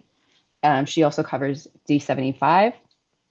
She explained to all of us today that 4 out of 10 students within the New York City public school systems is a student that is an English language learner and is a student with a disability. So 4 out of 10 is the comorbid number, and there's likely more if we split the groups up. So if you have the time or if you have the ability to take the day off, please consider joining the UFT for a lobby day. I don't know if the funding is the same, but the last time that I went, they provided buses and they provided a boxed lunch to everyone that attended. And it's a great time. The representatives that are available tend to make time, especially for groups that have students. And if they're unavailable, they do make sure that they have someone sitting in their office to answer questions and to take materials that the groups may have or may want to leave with them. So please, if you do have the ability to take that time, take the time. All due respect to the attendance policy, if your kid can miss a day and you would like to teach them a little bit of civic duty, a little bit of civic importance, a little bit of the importance of using their voice to discuss their experience, to explain why they need what they need, I encourage you to do that as well. The second thing that I wanted to mention was that in addition to the upcoming town hall with Chancellor Kamar Samuels, which is on the 16th, there is an additional opportunity for the residents of Queens specifically, but anyone from across the city can go. His next chancellor's listening session, which is part of the 5-borough tour that he's doing, is on Saturday at what used to be Beach Channel High School. I'm not sure if it's called that anymore, but it is Beach Channel High School. That's right there. It's 100 Beach Channel Drive, I think. I went to that high school, but I don't remember the address. The listening session is from 10:30 a.m. until noon. I went to the session in Brooklyn last weekend. There is food. Children are obviously welcome. But if you are a coffee drinker, bring coffee with you. I am a coffee drinker, and I assumed because it was a morning event that there would be coffee. And you know what happens when you assume? You have to walk 5 blocks to get a cup of coffee. So if you're a coffee drinker, bring coffee with you.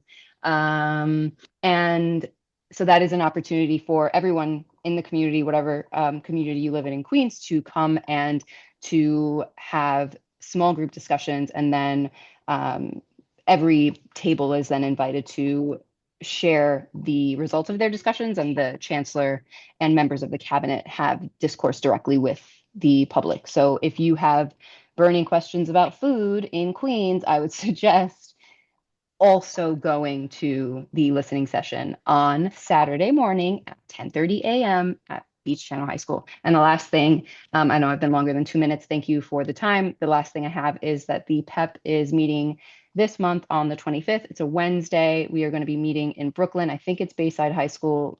Don't quote me on that. Pretty sure that's where it is.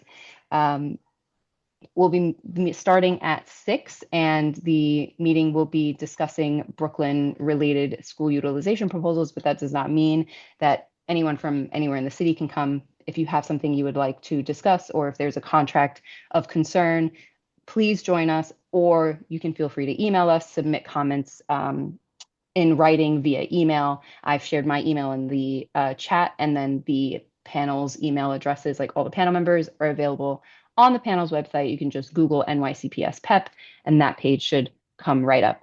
Thank you all. Thank you, Quentin. Thank you, CEC28. I love you. See you guys later. Thank you, man. Those pet meetings, like bring coffee and food there too. Like you guys don't feed us, but we appreciate it, and I'll see you at the next one. Um, Next we have our class size committee member, and I think she's on other committees, and our past council member, Simone Dornbach. Simone, where are you at?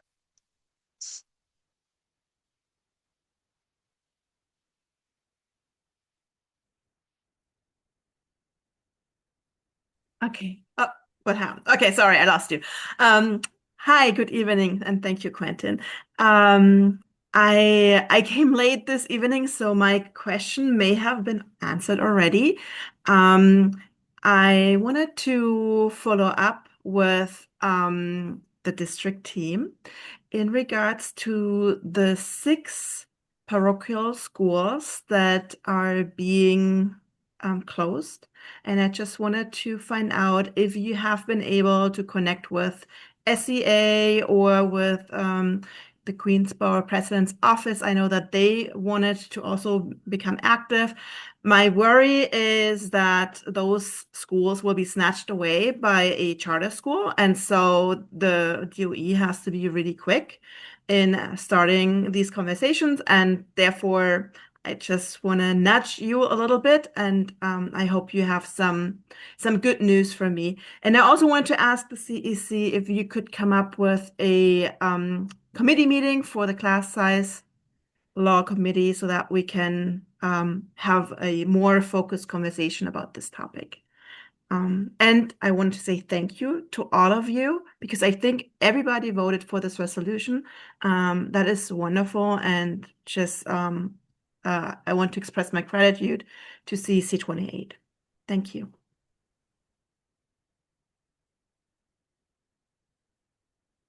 Thank you, Simone, and we appreciate you too. And you are on the class size committee, so yes, we can set up another meeting. Like you don't gotta ask, you're on it. So like yes, let's do that sooner than later because those schools, we want to grab up those schools. I totally agree. we could use those here in District 28 first, of course. And now we are going to go to council member reports, as that was our last parent comment. Recording secretary, if you want to go down the list, please. Yeah.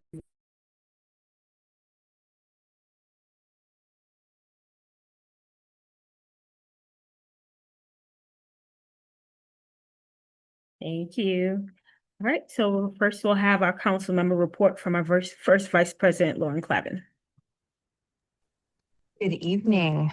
I just want to share something that I spoke with, I guess, the former director of FACE last week in a meeting that we were all in. The new appointments were announced.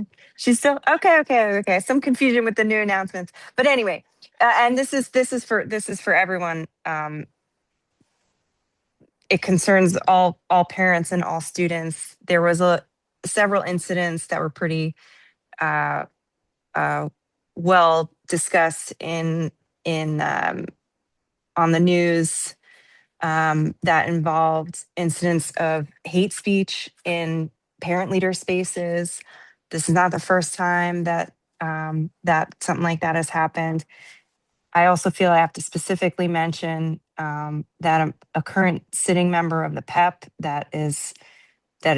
who's rather new, who was appointed by the last mayor just before he left office, made an important ableist comment on social media using a word that we just simply don't use. Some people, I guess, think it's acceptable, but it's really not, to talk about people with disabilities. I really feel that, if there was an apology issued, I don't think it's sufficient. I don't know why he's still sitting in that seat. And I feel that,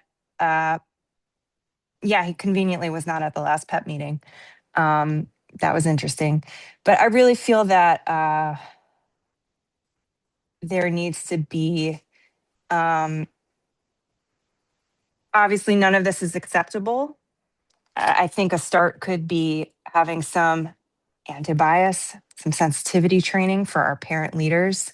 People should not be subjected to this kind of hate in these spaces when children are present, or when any of us are here. But in particular, this is about education. This is about the betterment of our communities, and the fact that these things are happening, and then we don't often see a swift enough or an appropriate response from leadership.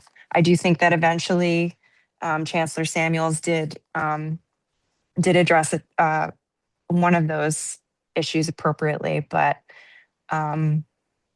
it's just these things should not be happening, and more needs to be done to make sure that it doesn't continue and to respond appropriately when it does. Thank you.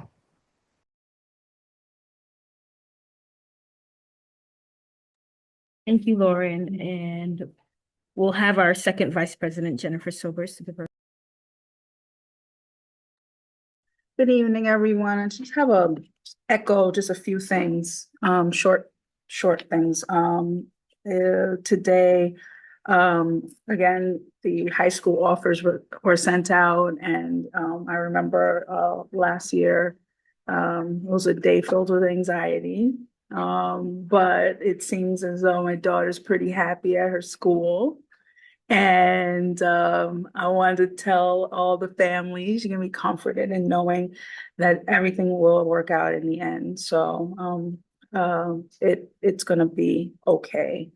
And I do want to encourage families to submit the school surveys. I just, in my travels home from work, I overheard a mom tell her son, "Man, I'm not gonna fill out this school survey because it's like 75 pages."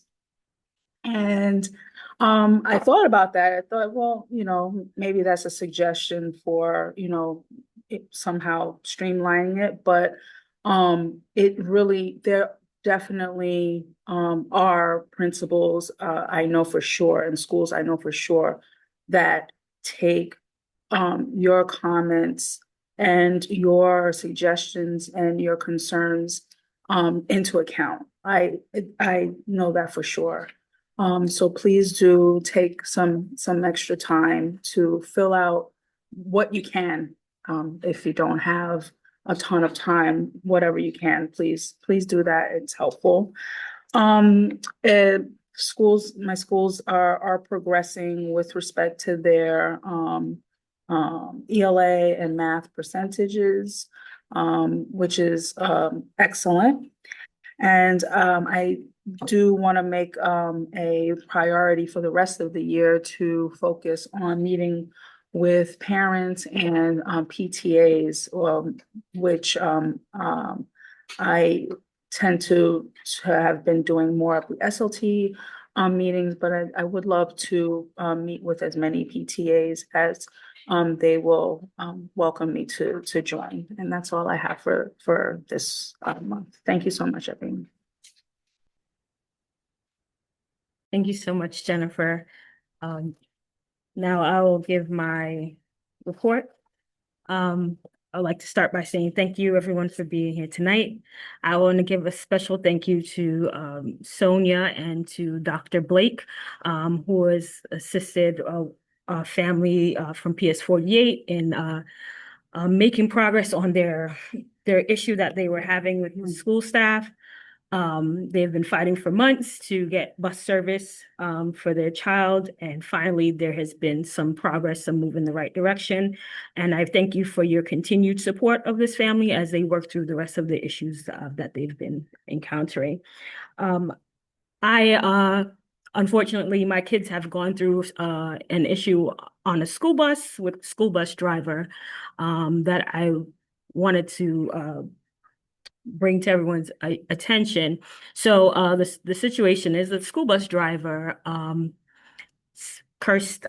swore at my daughter, and she said to her, I'll bleep out the curse word, but she said, "Sit your fat blank down."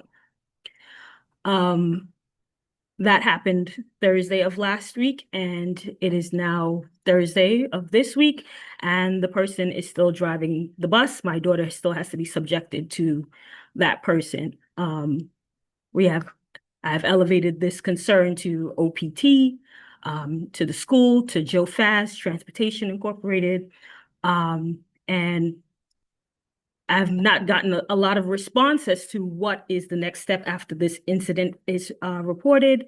So I look forward to hearing what actions will be taken in that, because when we are in service of children, that's not language that we use with children. Though the words were directed to my daughter in this particular situation, I believe all kids that take that school bus are at risk for that type of language to be used against them. So I impress upon Joe Faz and OPT to really take serious action where this is concerned, because just like we wouldn't accept it from student to student because that's bullying language, we should not also accept it from adult to student, or any company that we're contracting with to serve our community. So I want to thank everyone for being here tonight, and I'm going to yield the time. Thank you.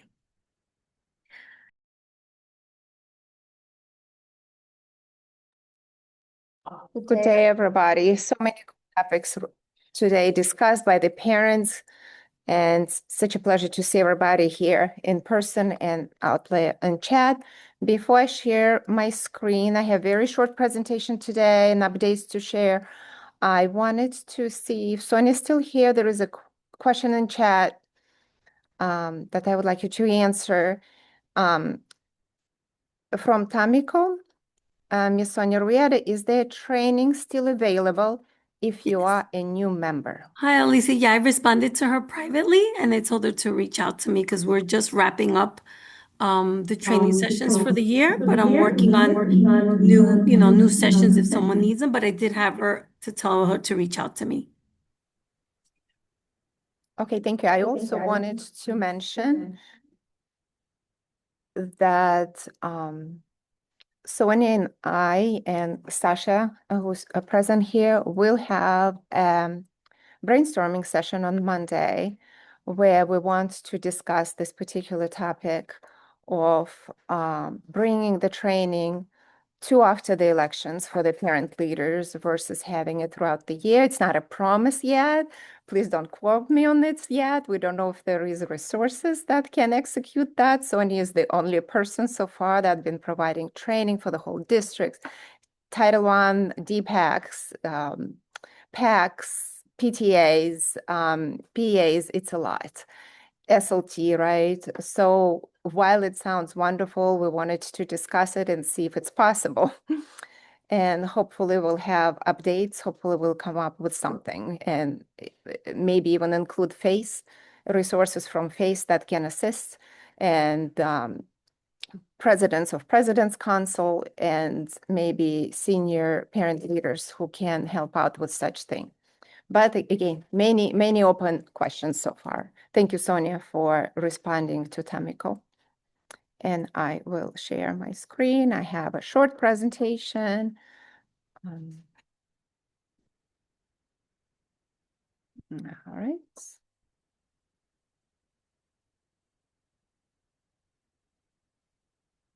I will talk about the 3 school updates from the 3 schools that I liaise with. MS217 is having an amazing month or 2 ahead of us. They are hosting Chancellor's Town Hall on Monday, March 16th at 6:30. This has been mentioned many times. This is the auditorium that will welcome all the guests. If you would like to register to attend, please go on our CEC website and you will have a pop-up banner right on front page. You don't even have to look for the tab. And please fill out the registration and attend. And this is this flyer already has been shared.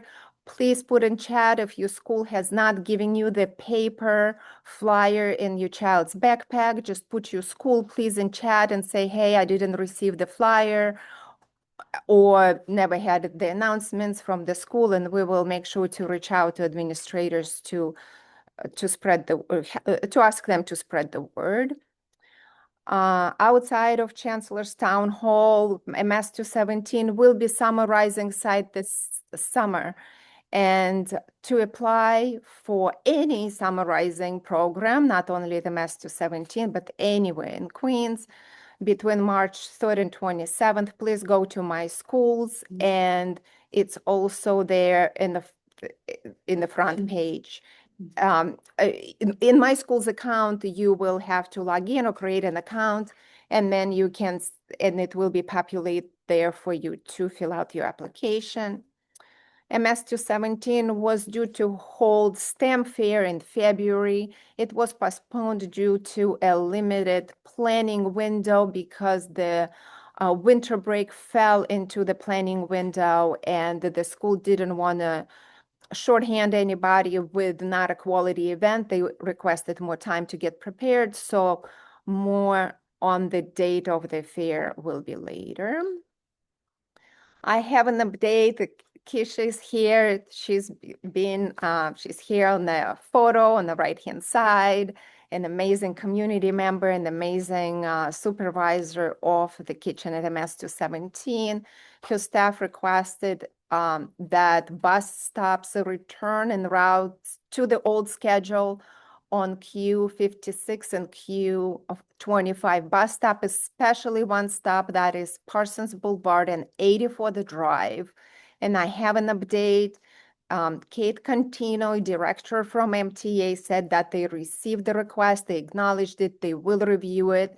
And right now is a good timing because they're going through post-implementation review. So this new schedule was implemented in the summer, and right now they are reviewing all the complaints.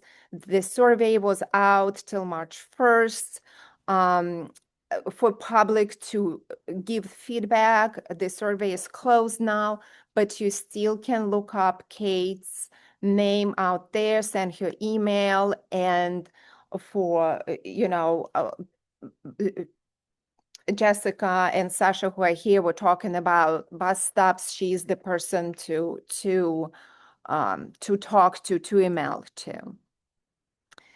And we'll see what they decide. I hope we get a positive response on the Parsons Boulevard and 84th Drive. That bus stop was used by 3 schools. We really hope that's, valuable enough to them to acknowledge and return the stop. I don't have any updates at the moment on these 4 projects, but Principal Lau is meeting with me next week to discuss, and I believe he has some positive updates. So more information is to come on the Emerson School capital projects. Halsey auditorium needs an upgrade. The principal applied to CEC28, our project support program that was open in January. And she asked for complete renovation of the auditorium. Most chairs are broken. In this photo, you see a row of chairs removed. They were removed to patch those who are broken up front, the seating up front. And you can see how the chairs look like, chipped and broken. And besides the seating, the auditorium needs new sound, new lighting system, projection system, air conditioning. We did not favor this project as a top 5 recommended by CEC. So the principal, Lisa, applied for another grant. She's looking support from Queensboro President's Reso 8, Reso A. All right. Oh, I lost my mouse. My apologies. There we go. And last slide on the very brief personal note. I grew up being an athlete and never took music seriously. I never played an instrument. I have no idea how to read music. And I decided to learn how to play cello. And as that feeling, overwhelming feeling of this difficult learning curve ahead got to me, all the memories of childhood were brought up, of going from middle school to high, from high to college, from college to being an immigrant, an exchange student, and then getting a job, and then getting another degree in the US, and learning English, and now learning Spanish, and it felt like, and it felt maybe cello is a little bit maybe optimistic goal, but. But when you sit on that stage, you wear a pretty dress and sparkling jewelry, your soul makes it worth it, right? So shout out to all our scholars who probably have that feeling often, to our amazing international community that's constantly learning, getting jobs, learning languages, adapting to life. So you are guys all amazing, and that's all I have. And we'll stop sharing. Thank you, Alicia. Yes, That's great. All right, we're gonna have our member Lou Zhao give his report. Hi, everybody. Yeah, actually, I don't have too much to talk about. I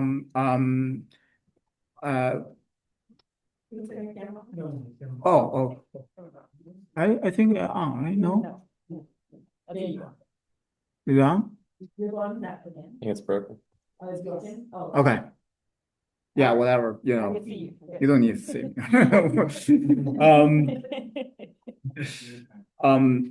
Yeah, I think thanks Sasha bring up the after school program issue. And this issue happened for many other schools too. COC just think last year or 2 years ago, they add a new the after program just after multiple years, try to work with the school, everything. So that's something, once I could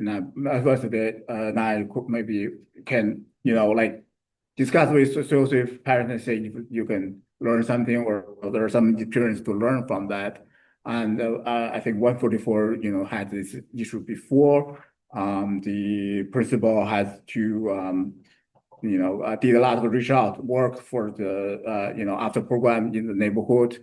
So I think this is a kind of a general problem for a lot of the school. And also the summer rising program is not covering all the needs for the parents. I think the current mayor have a lot of good ideas, like according to the child care service, like free child care, he's experienced with 2K now in some district, which is great. The key concept is again is affordability for working families. This is bigger, economic, burden, right? And for the same spirit, after program and summer camp are all in the same arena. Like if you're working parents, it's very difficult to handle those situations. Either you have a 2-year-old or you have a kid have to leave school at 2, or have nowhere to put a kid during summer. So those things I think we should bring up. I think I don't know have a I don't have a very clear idea right now, but I do think members of this council should start thinking maybe we draft some kind of resolution to push the issue up and like have a systemized solution to it. Because again, this is the thing. I mean, there is a lot of good program for very low income families, which is great.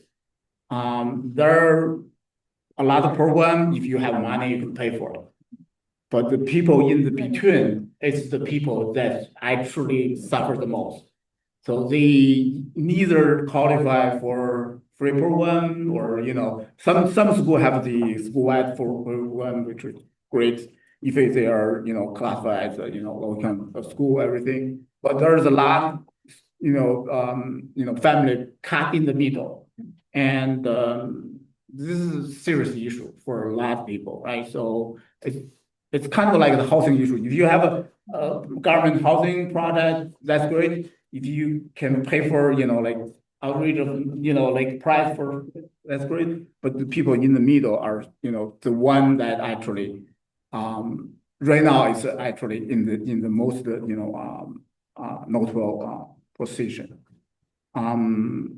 Yeah, so I just want to bring it up, in the spirit, because again, since that's such to bring it to our attention, if we can, have a something to do, to promote this, I think. Thank you. Thank you, Lou. I will have our member Annie Koch to give her report. Thank you, Chantel. Hello, everyone.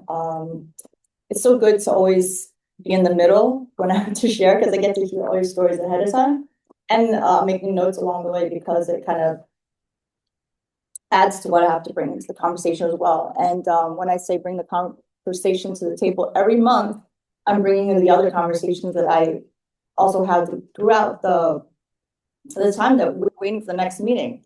So I'm going to share the things that I did this month, and it was an Arctic winter, and a lot of parents, let's just say, a lot of time on their hands to think and to reflect, and they came up with a lot of different conversation pieces on our WhatsApp chats, which are the connectors of communication in our schools.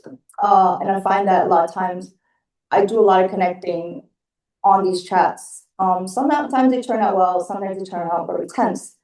And I'll say that I got involved in a very tense conversation that was like almost grade wide. The heavy conversation led me to sort of say, hey, I need help, which is why you said training, right? So I said, this is what's coming up over and over again for myself, just looking at myself alone. So as these heavy conversations come, I was tired that day. I went home and I opened an inbox and I hear, lo and behold, Face drops me this conflict resolution, Brian Dunn series of, and I said, okay, let me squeeze this in. Let me listen to this man had to say. He says, first and foremost, there's like all these different conflict resolution styles. And if you identify yourself, what your style is, very honestly, take a look at your style. And I was like, whoa, I am actually quite confrontational.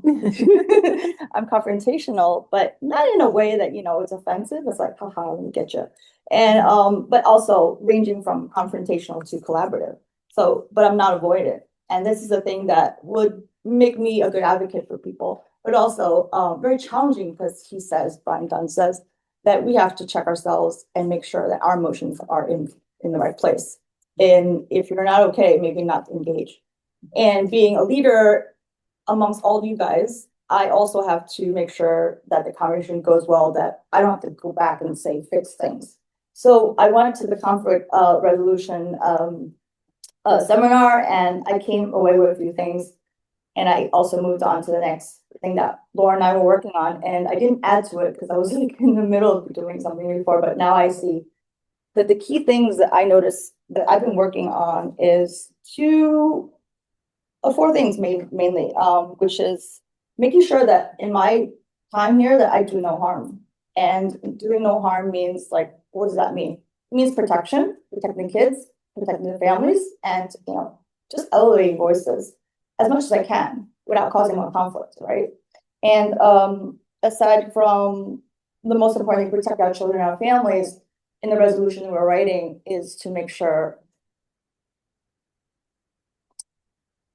that we stay brave, we stay honest to ourselves, we stay reflective, and stay curious at the same time. These are many levels of things that we have to do, and that's could be part of our training that FACE could give us, which they have taken our suggestions to do.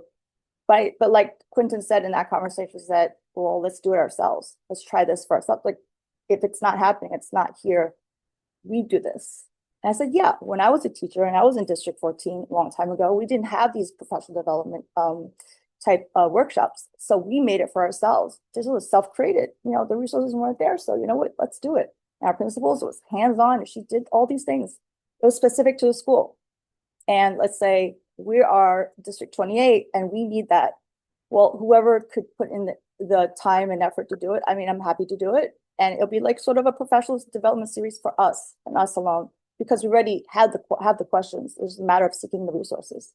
And I want to let just kind of, so in a long story short, this is sort of how I'm saying is as we go forward into the month of March, we're going to meet the chancellor.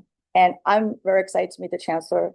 I'm starting my term alongside him starting his time. And this is a perfect place to start. But also let's have the history for this. And I know the history of District 28 to some degree as a person, even though I've lived here for many years, I realized there's way more history that as people come in and share their experiences, I was like, wait, that's interesting. I don't know about this. I've got to go and seek it out online. And I found this wonderful podcast that covers just Brooklyn schools and Queens schools over the years. And it's like sort of like a way to learn the history of the struggles in public schools all around.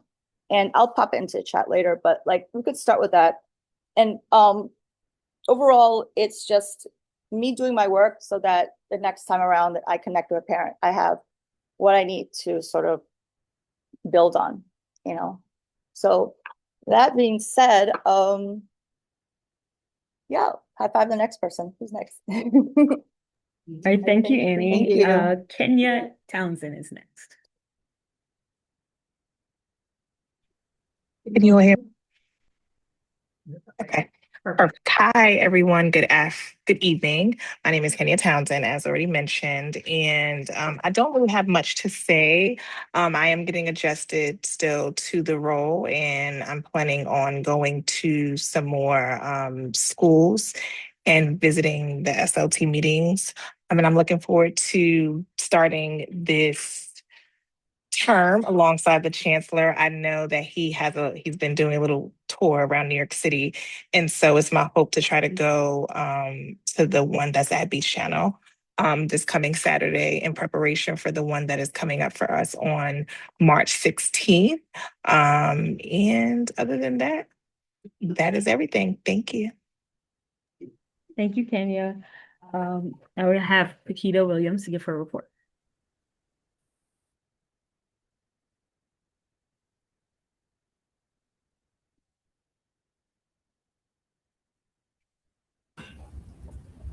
Okay, all right, thank you. Good night, all.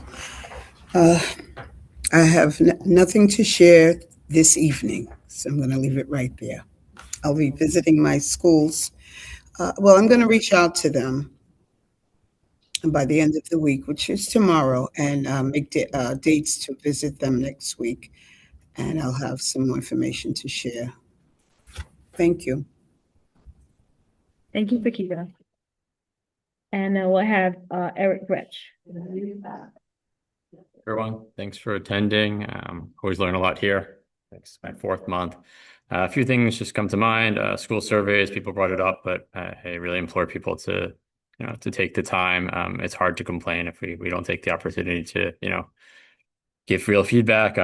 Fresh on my mind is the two snowstorms, the different outcomes, or different, I guess, approaches, but similar outcomes, at least from my perspective, for the family. So I'd like to see what we could do there going forward. Really passionate, and I'm really appreciative of Annie and Lauren for proposing the ice protection, approach for the schools. It's something I worry about. I know vulnerable friends who are really concerned on a day-to-day basis, and it's incredible and really scary to think what they go through, and not even just coming to school, but the inability to call upon police and fire and other safety mechanisms because they're fearful, and it's crazy. Last thing, I know we're just exiting winter, but it feels like summer's around the corner. I struggle with my kids to keep them, active in terms of, getting their minds going throughout the summer, and I feel like they go to mush. Our local public library does a lot through the summer and to encourage reading, and I'd like to see how we can kind of create some linkages between the libraries and the public schools, such that even though the public schools are closed, maybe there's some, I don't know, coursework they can follow or something so that they don't come back to school brain dead again, and kind of moving back a few months. So that's something that's on my mind. I'm already fighting with my kids about it. So as I walk the journey, I'll share what I find. Be meeting with some of the schools next week, join the SLT at 1:17 on Monday, and looking forward to meeting the other principals again this month. Thank you, Eric. And now we'll have member Cicely Chu. Hey guys, good evening. Thank you so much for the opportunity. My name is Cecily, and I'm the newest member on this council. So since taking oath in February, I'm now assigned to PS 82, PS 182, and MS 332. We have reached out to the three principals and the teams of those schools to coordinate visit times. And I would like to thank Principal Topo, Principal Rodriguez for their prompt response. And I look forward to scheduling those visits in the next week or two. And I also look forward to hearing from Principal Katan Brown. I would appreciate the opportunity to just complete these visits in March as part of my role as a council member on CEC. And I'm excited to know more about the great work these schools are doing for our students. Now, as a second update, following our last meeting's discussion around the importance of bringing more AI-related topic to CEC, President Quentin and I discussed a few possible directions we would like to explore. We would really welcome the community's opinion on what kind of AI topics would be most valuable to you all. These could be, practical tools or just starter prompts that would help families in everyday life, and ways AI could support student learning, and just broader conversation about how we can better prepare and educate our children.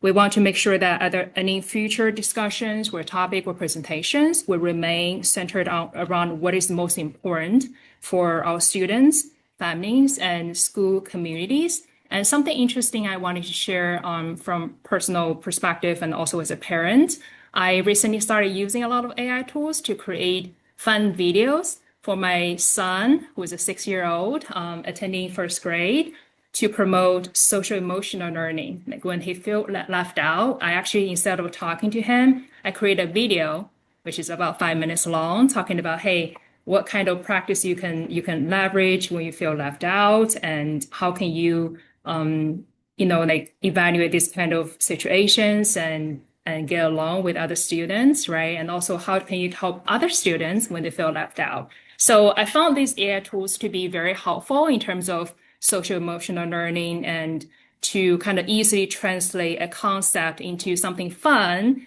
for a younger kid. So wanted to share that as well. That's my report. Thank you guys so much.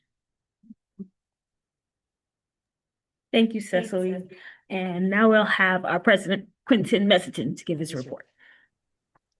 Thank you. I just want to congratulate all the council members for all the work you do. Appreciate all of you guys. It's just, I can't thank you guys enough for all the work you do behind the scenes consistently. We don't get paid for this, and you guys still treat this like a full-time job. So thank you for making everyone's life that does get paid for this so much easier. Now, also want to congratulate that it's finally over. Queens High School for the Sciences, the proposal has been voted on, and they're getting their school on Hillside, which will be starting their 2026-2027 school year, and they'll be co-located with D75 High School. So I'm excited about that because that's in our district, and they were suffering at York, so it's good to see these kids smile. I was there at the pep meeting, just seeing them like hug each other and clap and just cheer. It was just phenomenal. And then our other co-location was passed, PS80, Dr. Blake, Superintendent Dr. Blake brought it up. And that was phenomenal because now those D75 children can actually stay in their neighborhood and not have to travel 45 minutes to an hour away to go to a school. They can stay in their neighborhood and just be right there. So I'm so happy about that. And I look forward to all the other positive things that are coming along. And I'm just going to remind you guys, March 16th at 6:30 p.m. at IS 217, we're having our Chancellor's Town Hall. Like that, it's our town hall. He's our invited guest. So we want to show up correct in our Sunday best or whatever best you want to call it. But show up, get your hair done, get your face, whatever you're going to do to that town hall because the Chancellor is coming to our backyard to represent, and we want to represent with all the questions and concerns and have him address it with his new cabinet. So other than that, happy holidays and like that's it. So the time is now, wait, there's always more. Spanish interpreters, do you have any comments in the chat?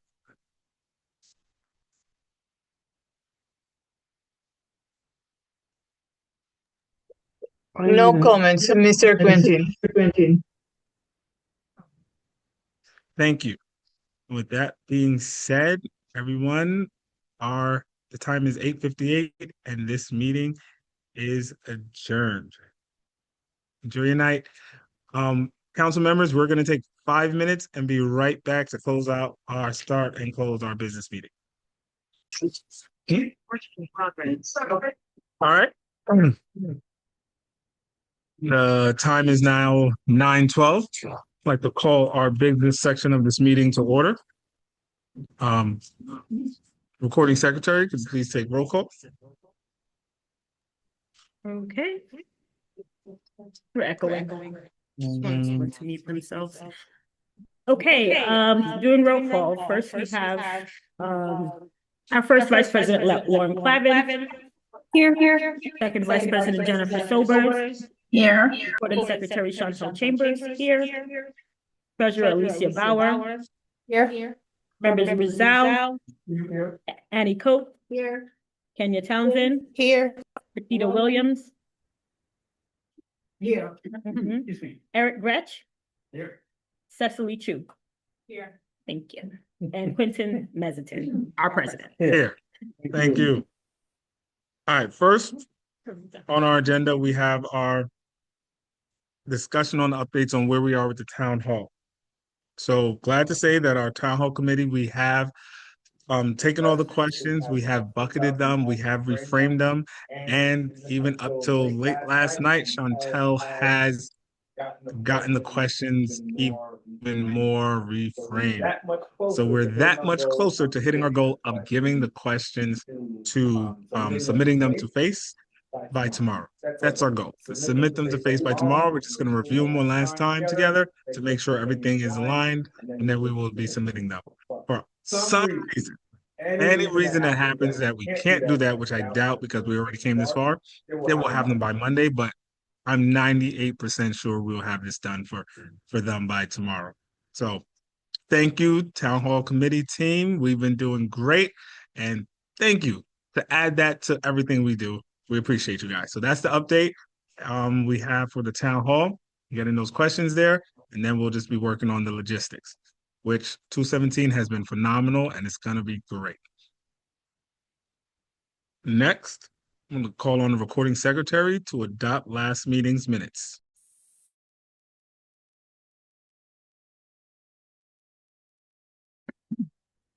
All right, good evening. Here is last meeting's minutes from February 5th, 2026.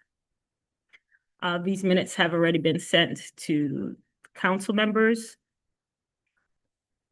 So I am making a motion for these minutes to be approved. Second. Thank you. Thank you. All right. So right now it's just, but first, is there any new business that anybody wants to bring up? Beautiful. So in May and June, if anyone wants their principal to present, please write an email to me and CC the inbox so we can start to set up those agendas. And as soon as possible. And if you can, please do it before the 15th of the month because we like to get the agendas done and sent out by the 15th. But other than that, it is 9:15 and this meeting is adjourned. Let's go home. Happy holidays. That's it. That's it.